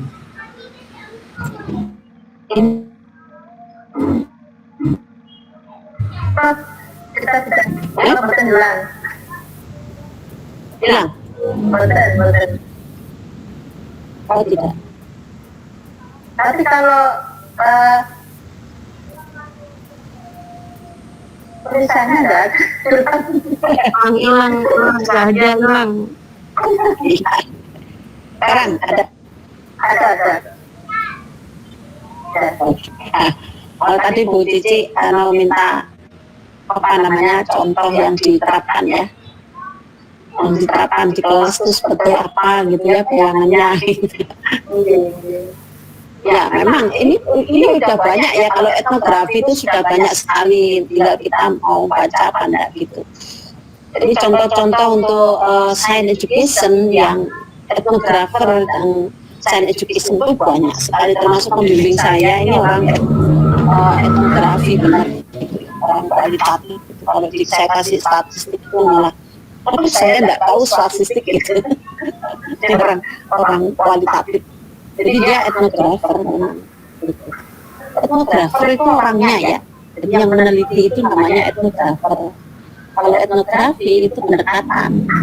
Nah, kalau kualitatif itu ya sama-sama semuanya naturalistik gitu ya, naturalistik dan punya ciri yang hampir sama.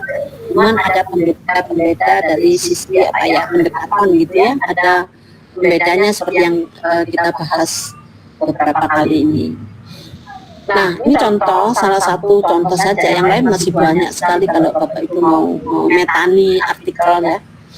Nah, ini misalnya Science Teachers Views on Course and Papers as a Framework for Articulating and Developing Pedagogical Content Knowledge. Ya, ini di sini dia menyebutkan, jadi ini peneliti ingin melaporkan penelitiannya, which was designed to examine, yang digunakan untuk menguji bagaimana seorang guru itu mengembangkan, mempraktekkan konten representasi dan pedagogi and professional experience. Ini PCK ya, PCK, Pedagogical Content Knowledge. Jadi PCK-nya orang kimia, pendidikan kimia tentu tidak sama dengan PCK-nya biologi atau fisika gitu, karena kontennya berbeda gitu. Bagaimana merepresentasikannya, ketika dia belajar itu bagaimana representasi tentang materi kimianya, bagaimana tentang pedagoginya, dan bagaimana tentang profesinya ya. Sebagai guru, apa yang harus dilakukan, pedagogi mungkin dia terkait dengan teknik atau strategi pembelajaran. Nah, ini coba di sini, ini kan kelihatan sekali ya. The paper is based on 2 years longitudinal study. Tuh, panjang kan ya? Jadi dia risetnya 2 tahun. Terus menerus gitu, longitudinal gitu ya, that use course and papers as a form of intervention with a group of teachers. Teachernya ada 6 to determine how they interpret and use and develop the understanding of PCK ya, PCK over time. Nah, ini kan, jadi peneliti di sini, etnografernya itu ini melaporkan penelitian yang dilakukan selama 2 tahun. Kemudian dia melakukan intervensi ya. Intervensi itu dia mungkin mengenalkan pada 6 orang guru ya, atau dia mungkin ingin tahu bagaimana sekelompok guru itu ya mempresentasikan PCK-nya gitu, mengembangkan bagaimana dia berkembang over time. Nah, kalau over time ya, bagaimana dia mungkin di sini ada nanti justifikasi bagaimana memilih topik-topiknya, bagaimana dia mengembangkan materinya, bagaimana dia memilih pedagoginya, bagaimana dia terkait dengan aturan-aturan profesionalnya, pengalamannya itu. Nah, di sini berkembang ya. Jadi selama 2 tahun gitu. Jadi mengalami perkembangan enggak? Dia ingin meneliti itu gitu loh. Jadi etnografernya itu ingin mengkaji itu. Jadi bagaimana partisipan, jadi guru yang berpartisipasi itu mengembangkan pemahaman ya, tentang PCK-nya ya.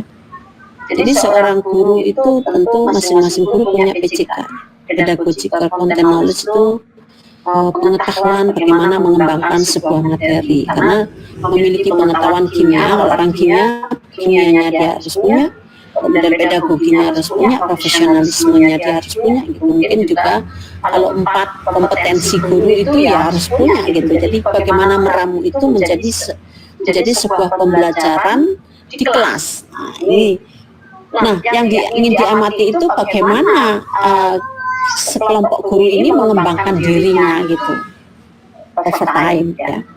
Nah, peneliti ini ya dia mengamatinya selama 2 tahun ini untuk bisa melihat perkembangan. Kalau misalnya menjadi guru itu berkembang, kemudian dia membiasakan diri melakukan sesuatu gitu, dari yang 2 tahun sebelumnya dengan sekarang mungkin akan berbeda gitu, bagaimana dia merepresentasikan itu di kelas. Nah, seperti ini ya Bu Cici atau yang lain ya, bagaimana penerapan dari etnografi ini.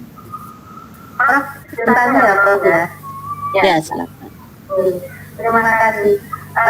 Saya tertarik tadi Profesor kan menunjukkan bahwa pengamatan untuk budaya ya, budaya itu bisa budaya literasi, budaya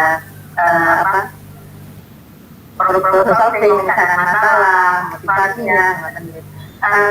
penelitian kualitatif itu kan memang dilakukan secara natural ya salah satunya ya. Berarti tanpa ada intervensi dari penelitian. Berarti menurut kalau dari saya apakah berarti penemuan populasi itu menentukan sekali ya Prof ya? Karena dari pengalaman saya mengajar ya, kalau tanpa ada intervensi, tanpa ada perlakuan, perubahan itu berjalan secara lambat untuk siswa. Kadang-kadang kan kemungkinan menurut mata bahwa sebagian besar guru dan sebagian kecil ya pembelajaran sistem pembelajarannya tanpa ada intervensi ya seperti itu saja jalan ke tempat. Jadi kalau untuk kita ingin mengamati penelitian secara kualitatif kemungkinan untuk kegagalan itu pasti terjadi ya. Ya, kalau kita ini misalnya kita menerapkan intervensi ya, Bu, ya. Kemudian kita ingin mengamati bagaimana peningkatannya gitu ya, itu harus durasinya harus panjang memang. Ya. Jadi yang biasanya seperti ini ngajarnya, kemudian diterapkan suatu inovasi gitu ya. Kemudian dengan konteks yang seperti ini, karakter dari siswa, dari guru, dari sekolah mungkin yang berbeda dengan biasanya itu diceritakan. Jadi konteks itu sangat menentukan dan partisipan tuh ya bertujuan siapa gitu. Kenapa ibu menggambarkan itu? Ya, kenapa mau mengangkat judul itu? Apa yang mau dicari gitu? Apa yang mau diteliti? Ya, jadi mungkin perlu diingat bahwa tujuan kita untuk melakukan riset itu kan pertama ada kebaruan ya Bu ya. Jadi sesuatu yang baru yang belum pernah diungkap. Ya belum pernah diungkap atau dilaporkan ya. Itu bisa diangkat sebagai novelty. Kemudian pernah dilaporkan tetapi ada satu atau beberapa aspek itu yang missing, hilang gitu ya. Ada gap di situ ya.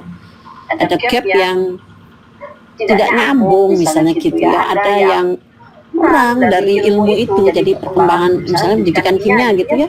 Jadi ada sesuatu yang tidak bisa kita cari dari literatur, nah kita bisa mengisi itu ya, entah itu caranya kuanti atau kuali, tergantung dari rumusan masalah. Jadi kita mendesain itu tergantung dari rumusan masalah yang kita angkat gitu. Bisa saja Bu ya, ibu mau meneliti secara kualitatif bisa ya, misalnya nanti atau mixed method lah ya, paling tidak mixed method itu boleh. Jadi intinya penentuan populasi itu sangat berpengaruh banget ya Prof ya. Ya kalau di kualitatif Bu, kalau di kualitatif itu kita tidak bicara soal populasi tapi partisipan ya. Partisipan ya. Subjek. Kalau populasi itu hanya untuk mengeneralisasi, jadi miliknya kuantitatif, milik orang kuantitatif. Jadi memang ada studi pendahuluan. Kadang ini yang nyata Prof ya, saya ini bisa benar seperti ini. Kalau saya melakukan kualitatif seperti ini melihat pada motivasi belajar aja. Ternyata kalau tidak ada perlakuan khusus, tidak ada perkembangan. Tapi kalau saya melihat di dua Kota Malang, katakan itu kan sudah lumayan cepat-cepat ya semuanya. Nah itu kemungkinan penelitian ini bisa berjalan seperti itu ya Prof ya. Jadi ada studi pendahuluan untuk penentuan yang bisa dipartisipan gitu ya. Boleh. Kalau mau gini, kalau peneliti itu kan tidak tahu apa yang mau diteliti gitu ya. Jadi dia masuk ke kelas itu atau masuk ke suatu konteks itu mungkin hasil merem gitu ya. Sebenarnya saya mau meneliti apa. Nah itu bisa memunculkan namanya foreshadow problem. Jadi permasalahan pertama gitu ya. Jadi ini loh masalah pertama. Kok kelihatannya motivasi siswa itu rendah gitu ya. Indikatornya apa? Oh kayaknya saya cocok ya ini untuk meneliti tentang bagaimana meningkatkan motivasi misalnya gitu. Itu boleh. Pertama dia setting rumusan masalah seperti itu.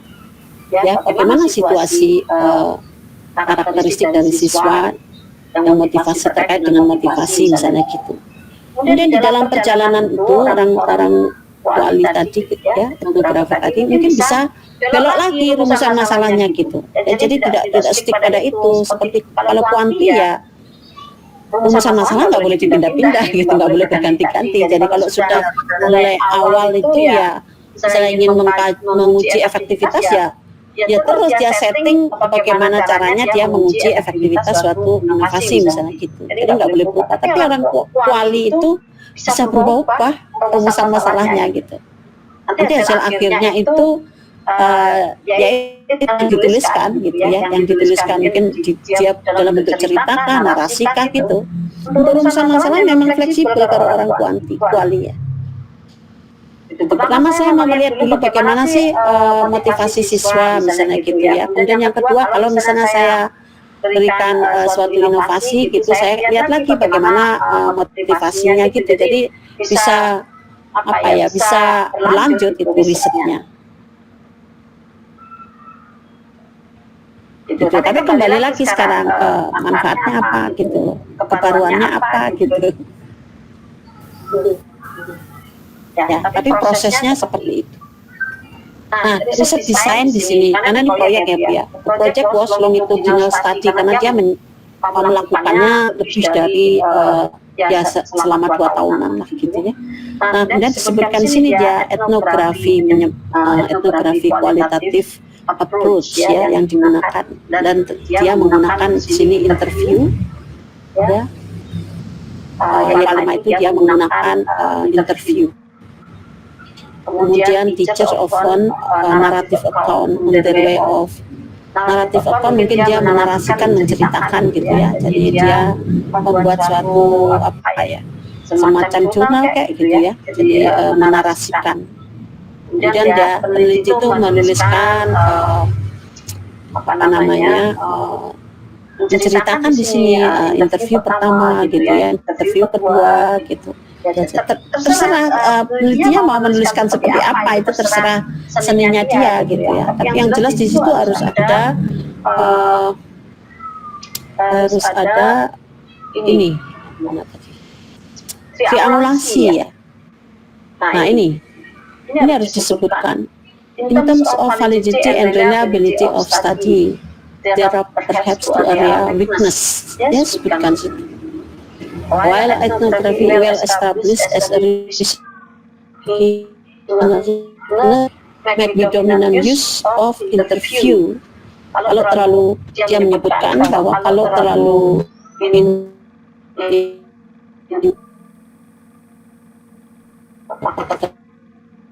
jadi ini yang berbahaya gitu, akan bias.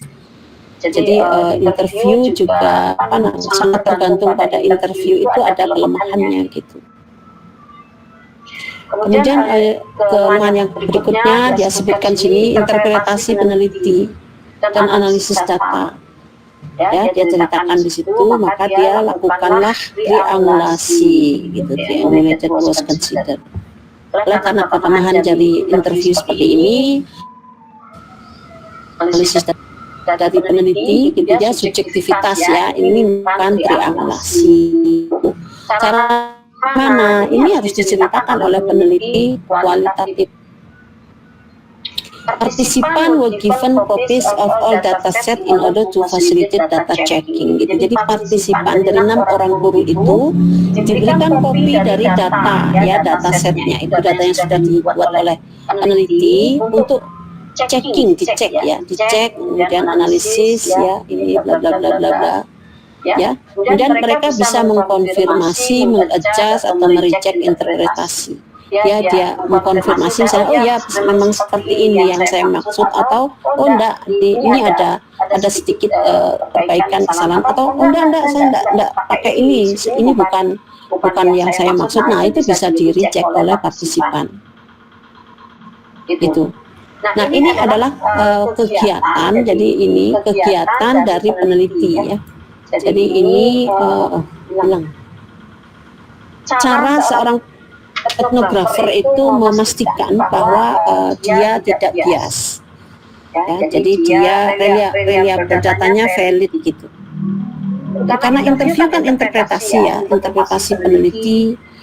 Mungkin saja apa yang saya interpretasi kemudian saya laporkan itu tidak cocok dengan tidak sebenarnya yang dimaksudkan oleh responden, ya, partisipan. Oleh karena itu ini berbahaya, makanya harus saya cross check gitu. Datanya saya berikan ke partisipan, coba dicek, dianalisis, dibaca, kemudian dikonfirmasi apa iya sudah betul yang Anda maksudkan seperti ini gitu ya, bla bla bla bla gitu. Kalau sudah setuju dia, intinya kalau dia menyetujui artinya oh ya seperti yang saya maksudkan atau memang seperti ini ya, berarti itu yang outcome yang hasil dari interpretasi saya cocok dengan apa yang mereka maksudkan gitu.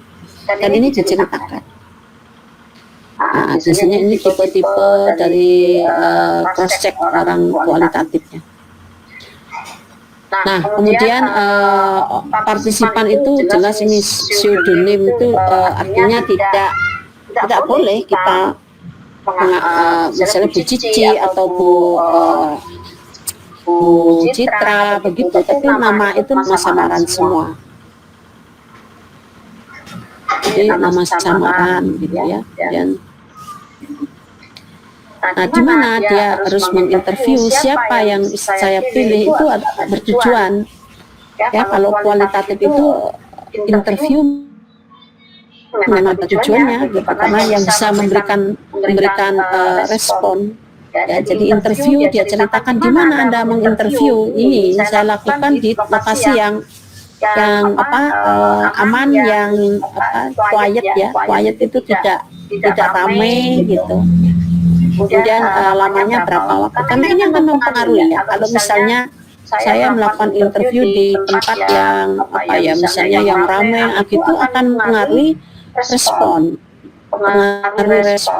Kemudian berapa lama Anda melakukan interview. Nah, ini juga mempengaruhi. Kalau misalnya interview 1 orang 2 jam, nah itu masa 2 jam orang itu akan tidak percaya gitu. 2 jam kok bisa bertahan 2 jam gitu, biasanya itu harus ini jadi di alokasinya berapa waktu gitu, sehingga pembaca itu akan tahu oh masuk akal gitu loh. Kemudian interviewnya di auto record ya, kemudian fully transcript. Nah, seperti ini hasilnya seperti apa, seperti tadi yang sudah ditriangulasi. Kutipan-kutipan ini jelas akan ditunjukkan dulu sebelum dilaporkan, harus ditunjukkan ke responden ini ya. Jadi pertama kutipan ini benar nggak yang kamu nyatakan seperti itu. Nah, itu hasilnya ya seperti ini ya. Mungkin ada kode-kode, kemudian ada penguat-penguat berupa kutipan-kutipan yang seperti ini. Nah, yang bisa jadi ada ini juga ya, ada ini, tapi ini etnografi ya. Ini dia tidak mengkuanti, cuma dia mengkategori saja seperti ini. Ada, tidak ada, itu tidak seperti itu. Kemudian di sini yang paling dominan itu biasanya ada quote-quote ini ya. Samantha mid intervention misalnya gitu. Ya, jadi ada kode Jerry misalnya gitu. Nah, seperti ini. Ini bukti-bukti dari pernyataan yang saya buat, peneliti buat di dalam laporan ini. Kira-kira seperti ini gambaran dari etno. Nah, ini baru nanti harus ada rekomendasi ya, dari situ kemudian kan diinterpretasi itu, terus dia rekomendasinya apa ya, kemudian apa implikasinya gitu. Jadi untuk apa hasilnya itu harusnya bagaimana nanti, yang harus dilakukan itu seperti apa berdasarkan data tadi.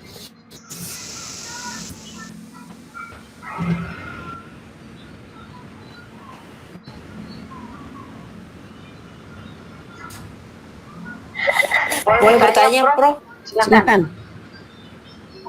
Ini terkait tentang namanya desain penelitian kualitatif ini kan berbeda sekali dengan penelitian kuantitatif. Kalau kuantitatif itu kan ada istilah bias ya dalam mengambil data. Nah, bagaimana kalau yang penelitian kualitatif ini, Prof? Apakah ada juga ditemukan data yang bias itu atau seperti apa? Ya, kalau kualitatif itu sangat besar kemungkinannya untuk bias ya. karena kan dia interpretasi. Dan tadi sudah saya tunjukkan, nih, kelihatan enggak? Masih kecilnya kecil ya kalau katanya. Yes. Masih kelihatan ya. Nah, ini kan in terms of validity and reliability of study, gitu ya. There are perhaps two areas of weakness. Nah, ini weakness itu adalah bias ya, yang dimaksud itu. Jadi kemungkinan sini adalah kelemahan. Jadi kalau terutama biasnya itu kalau peneliti kuali ya, terutama yang auto etnografi tadi yang diceritakan tadi ya. Auto etnografi itu lebih masuk ke naratif ya, naratif. Walaupun dia budaya tapi dia menceritakan dirinya sendiri mulai dari awal sampai akhir, terutama yang auto itu ketika dia menemukan sesuatu yang mentransformasi, jadi mengubah dirinya itu. Kalau ada riset yang terakhir itu yang pendekatan namanya pendekatan transformative education. Ini baru ya, jadi reflektif gitu. Transformative education ini mencari dilema-dilema yang dihadapi oleh seseorang. Kalau auto etno dia lebih ke naratif, penelitian pendekatannya naratif, menceritakan diri sendiri karena dia etno ya, menyangkut budaya dirinya sendiri, dia kapan dilahirkan, kemudian dia bagaimana konteks sehari-harinya, kemudian yang paling penting itu ada dilema ketika kapan dia menemukan sesuatu yang itu dilematis dan dia memutuskan untuk berubah, untuk transformasi. Nah, seperti itu fokusnya kalau transformative education, jadi auto etnografi. Beda dengan yang cerita ini ya, cerita dari ini kan menceritakan budaya, bagaimana budaya, pengertian budaya ini budaya pembelajaran ya, bagaimana seseorang berkembang gitu ya, berkembang dengan PCK-nya, maksudnya ya PCK dari guru itu berkembang dan diamati oleh peneliti selama 2 tahun gitu kan. Kemudian yang auto etnografi itu bagaimana saya berkembang, terutama berhadapan dengan dilema, saya mengubah pikiran saya, tingkah laku saya gitu ya, yang saat ini masuk dalam transformative education itu. Nah, itu lebih ke naratif ya Bu Leonie, jadi dia lebih ke naratif kalau yang auto etno. Nah, kalau penelitian kualitatif itu tidak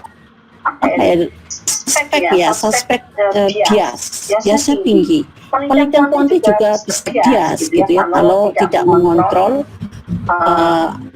aspek-aspek atau variabel-variabel yang mengganggu riset ya, itu bias. Jadi contoh kalau yang kuanti itu saya sebagai peneliti saya sendiri yang mengajar, kemudian saya sendiri yang mengkaji, nanti menguji efektivitas dari pembelajaran yang saya lakukan. Nah, ini sudah dicurigai bias, karena mesti ada kecenderungan dari peneliti itu atau dari guru itu untuk membaik-baikkan gitu ya. Jadi ngopeni kelas eksperimennya dibandingkan dengan kontrol, ini yang tidak boleh.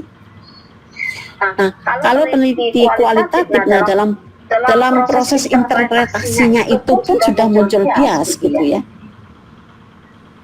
Proses pengamatan, proses dia interview, kemudian mentranskrip, kemudian dia menginterpretasi hasilnya itu sudah dicurigai bias. Karena pakai pikirannya sendiri kan. Jadi dia menginterpretasi ya sesuai dengan ekologi konsepnya dia gitu ya. Tapi ada cara bagaimana dia mempertahankan validitas dan reliabilitas hasil finding saya, outcome atau hasil riset saya itu paling tidak itu harus free of bias gitu ya. Jadi tidak boleh itu dari pikiran saya munculnya, tapi itu memang benar-benar data gitu loh ya, yang benar-benar datanya memang seperti itu. Maka salah satu cara itu triangulasi. Kalau etnografi ini ya, orang etnografi ini dia memberikan data set yang saya interpretasi tadi, sudah saya susun tadi, interpretasikan ya, kemudian saya berikan ke member tadi, ke guru tadi, silakan dicek apa sudah benar atau mau diperbaiki atau gimana. Yang jelas saya menginterpretasikan seperti ini, silakan dicek. Nah itu sudah terbebas dari bias. Jadi sudah kredibel. Hasil yang dilaporkan ya memang sudah dicek oleh partisipan yang punya data tadi gitu. Itu ya Bu, caranya triangulasi tadi. Bagaimana kalau kasusnya seperti ini, Prof? Saya pernah membaca itu artikelnya Bu Megawati itu yang dijadikan sebagai apa namanya untuk mendapatkan gelar profesor ya kalau tidak salah. Itu kan dia menceritakan bagaimana sistem kepemimpinan dia selama dia menjadi presiden. Nah, kira-kira dari data yang dia yang dia ungkapkan dari pengalaman sendiri, kemudian tanpa ada data pendukung, misalnya seperti yang Prof sampaikan tadi, harus ada apa istilahnya observer lain atau siapalah yang kira-kira itu bisa menguatkan dari data yang kita sajikan. Nah, kalau kasusnya seperti itu, Prof, bagaimana? Apakah itu bisa dikatakan apa namanya prosedur penelitiannya masuk dalam tahap prosedur yang sebenarnya atau yang seperti apa? Karena memang kan seperti yang Prof sampaikan tadi, ketika kita menceritakan diri kita kadang banyak lebihnya gitu. Nah, kira-kira yang seperti apa? Misalkan seperti kasusnya Bu Megawati tadi menceritakan sistem kepemimpinan dia. Itu kan bagian Bu Leoni itu ya. Nah, maksudnya dari anunya, Prof, dari biasnya itu, biasnya data Ya itu bagiannya Bu Leoni ya Bu ya. Naratif itu. Naratif. Ya. Itu Bu Citra. Jadi itu bagiannya Bu Leoni nanti menceritakan naratif. Belum konkret ya. Sabar. Tapi kembali lagi gitu ya, kembali lagi kalau kita mau dikatakan bahwa data kita itu kredibel, hasil riset kita, atau kalau peneliti kuali itu ingin findingnya kredibel gitu kan ya, findingnya, temuan saya itu kredibel, dianggap gitu ya, sahih, valid, sahih gitu kan, temuan saya, bukan hasil penelitian saya, tapi temuan saya. Nah, bagaimana Anda tahu itu kredibel, dipercaya? Ya, saya cross check gitu kan. Jadi kalau saya kemukakan, saya sendiri yang mengemukakan, hanya makanya tadi kalau interview ya hanya tergantung pada data interview, saya menginterview, saya mentranskrip, saya menginterpretasikan. Ini kan biasanya tinggi banget gitu ya. Benar itu gitu kan, apalagi di sini tidak ada data yang berhalaman-halaman gitu kan, jadi hanya cerita. Di sini laporannya kan hanya cerita dan kutipan-kutipan, benar kan itu gitu ya, maka harus dilakukan untuk mempertahankan kredibilitas dari findingnya, maka saya harus melakukan cross check gitu ya. Jadi harus melakukan cross check. Kalau data interview saja ya. Tapi kalau seperti Bu Mega misalnya, dia menceritakan, tentu dia punya data seperti kalau dari misalnya dia punya data dokumen ya, dokumen peraturan, dokumen apa, dia mesti pakai dokumen, atau dia pernah misalnya punya peristiwa-peristiwa. Nah, semua itu bisa digunakan sebagai data. Ya, jadi dia menceritakan misalnya itu kalau semacam auto etnografi, atau dia kalau menceritakan dirinya, perjalanannya, bisa jadi dia auto etnografi ya, mulai lahir sampai sekarang ini ya, atau dia melakukan studi kasus gitu. Tentu ada data-data lain ya yang barangkali Bu Citra belum lengkap membaca mungkin ya gitu. Jadi dia mesti menunjukkan data lain yang cross check ya. Kalau dia benar-benar menggunakan kualitatif, pasti ada cross check. Entah sumber datanya bervariasi, entah metode pengumpulan data bervariasi, itu ya, atau dia member checking tadi, cross check dengan siapa yang diinterview atau responden itu Bu caranya ya. Nah, kalau yang auto bisa itu bagiannya Bu Leoni. Berarti datanya berarti bukan, kalau interview kan berarti dia sendiri kan yang istilahnya sekaligus sebagai peneliti dan sekaligus sebagai responden yang diteliti. Mungkin seperti yang Prof sampaikan tadi, mungkin lebih ke dokumen mungkin ya. Ya kan tidak mungkin menginterview diri sendiri. Makanya Ya kita menginterview itu kan ada responden, Bu. Ya kan? Jadi kalau saya mau memaparkan data ya berarti saya pakai dokumen saya gitu, dokumen-dokumen yang ada, atau saya menginterview orang lain ya yang bisa menguatkan supaya memperoleh gambaran yang secara holistik ya komprehensif gitu. Saya membutuhkan data ini loh, gitu. Dia cari orang yang bisa memberikan informasi itu. Dia bisa menginterview. Misalnya Bu Mega mau menginterview siapa yang membuat undang-undang itu, ya kemudian dalam proses pembuatan undang-undang itu siapa. Saya mau mendapatkan data dari dia. Nah, seperti itu. Gitu. Jadi partisipan yang kira-kira bisa memberikan informasi yang saya perlukan itu, sehingga informasinya ya bertujuan gitu, Bu, yang bisa memberikan respon. Kalau yang tidak bisa memberikan ya buat apa di interview gitu. Sehingga kalau pengumpulan data kualitatif itu bisa menggunakan dokumen ya, Bu ya, dokumen artefak. Kalau orang sejarah itu kan tidak mungkin dia interview ya. Orang sejarah kan sudah lewat ya.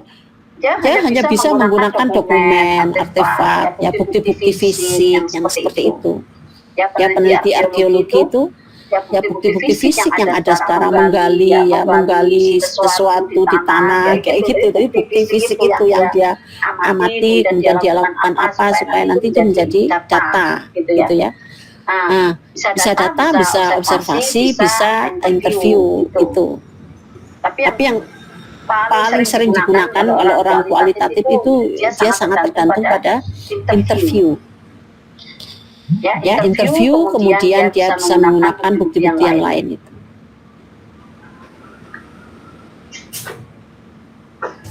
Itu ya. Sudah cukup memberikan gambaran. Baik. Berikutnya Bu Leoni ya? Besok ya? Udah siap. Ya Bu, besok kita lanjutkan dengan mungkin akan mendapatkan gambaran lebih jelas lagi dengan naratif ini. Termasuk tadi yang auto etnografi ya. Oke. Baik, untuk hari ini kita cukupkan sampai di sini jam 12.40. Terima kasih atas perhatiannya. Kita akhiri ya. Kita lanjut besok. Assalamualaikum warahmatullahi wabarakatuh. Waalaikumsalam warahmatullahi wabarakatuh. Terima kasih, Prof. Kami jangan lupa presensi ya. Ini tadi lupa tidak di record.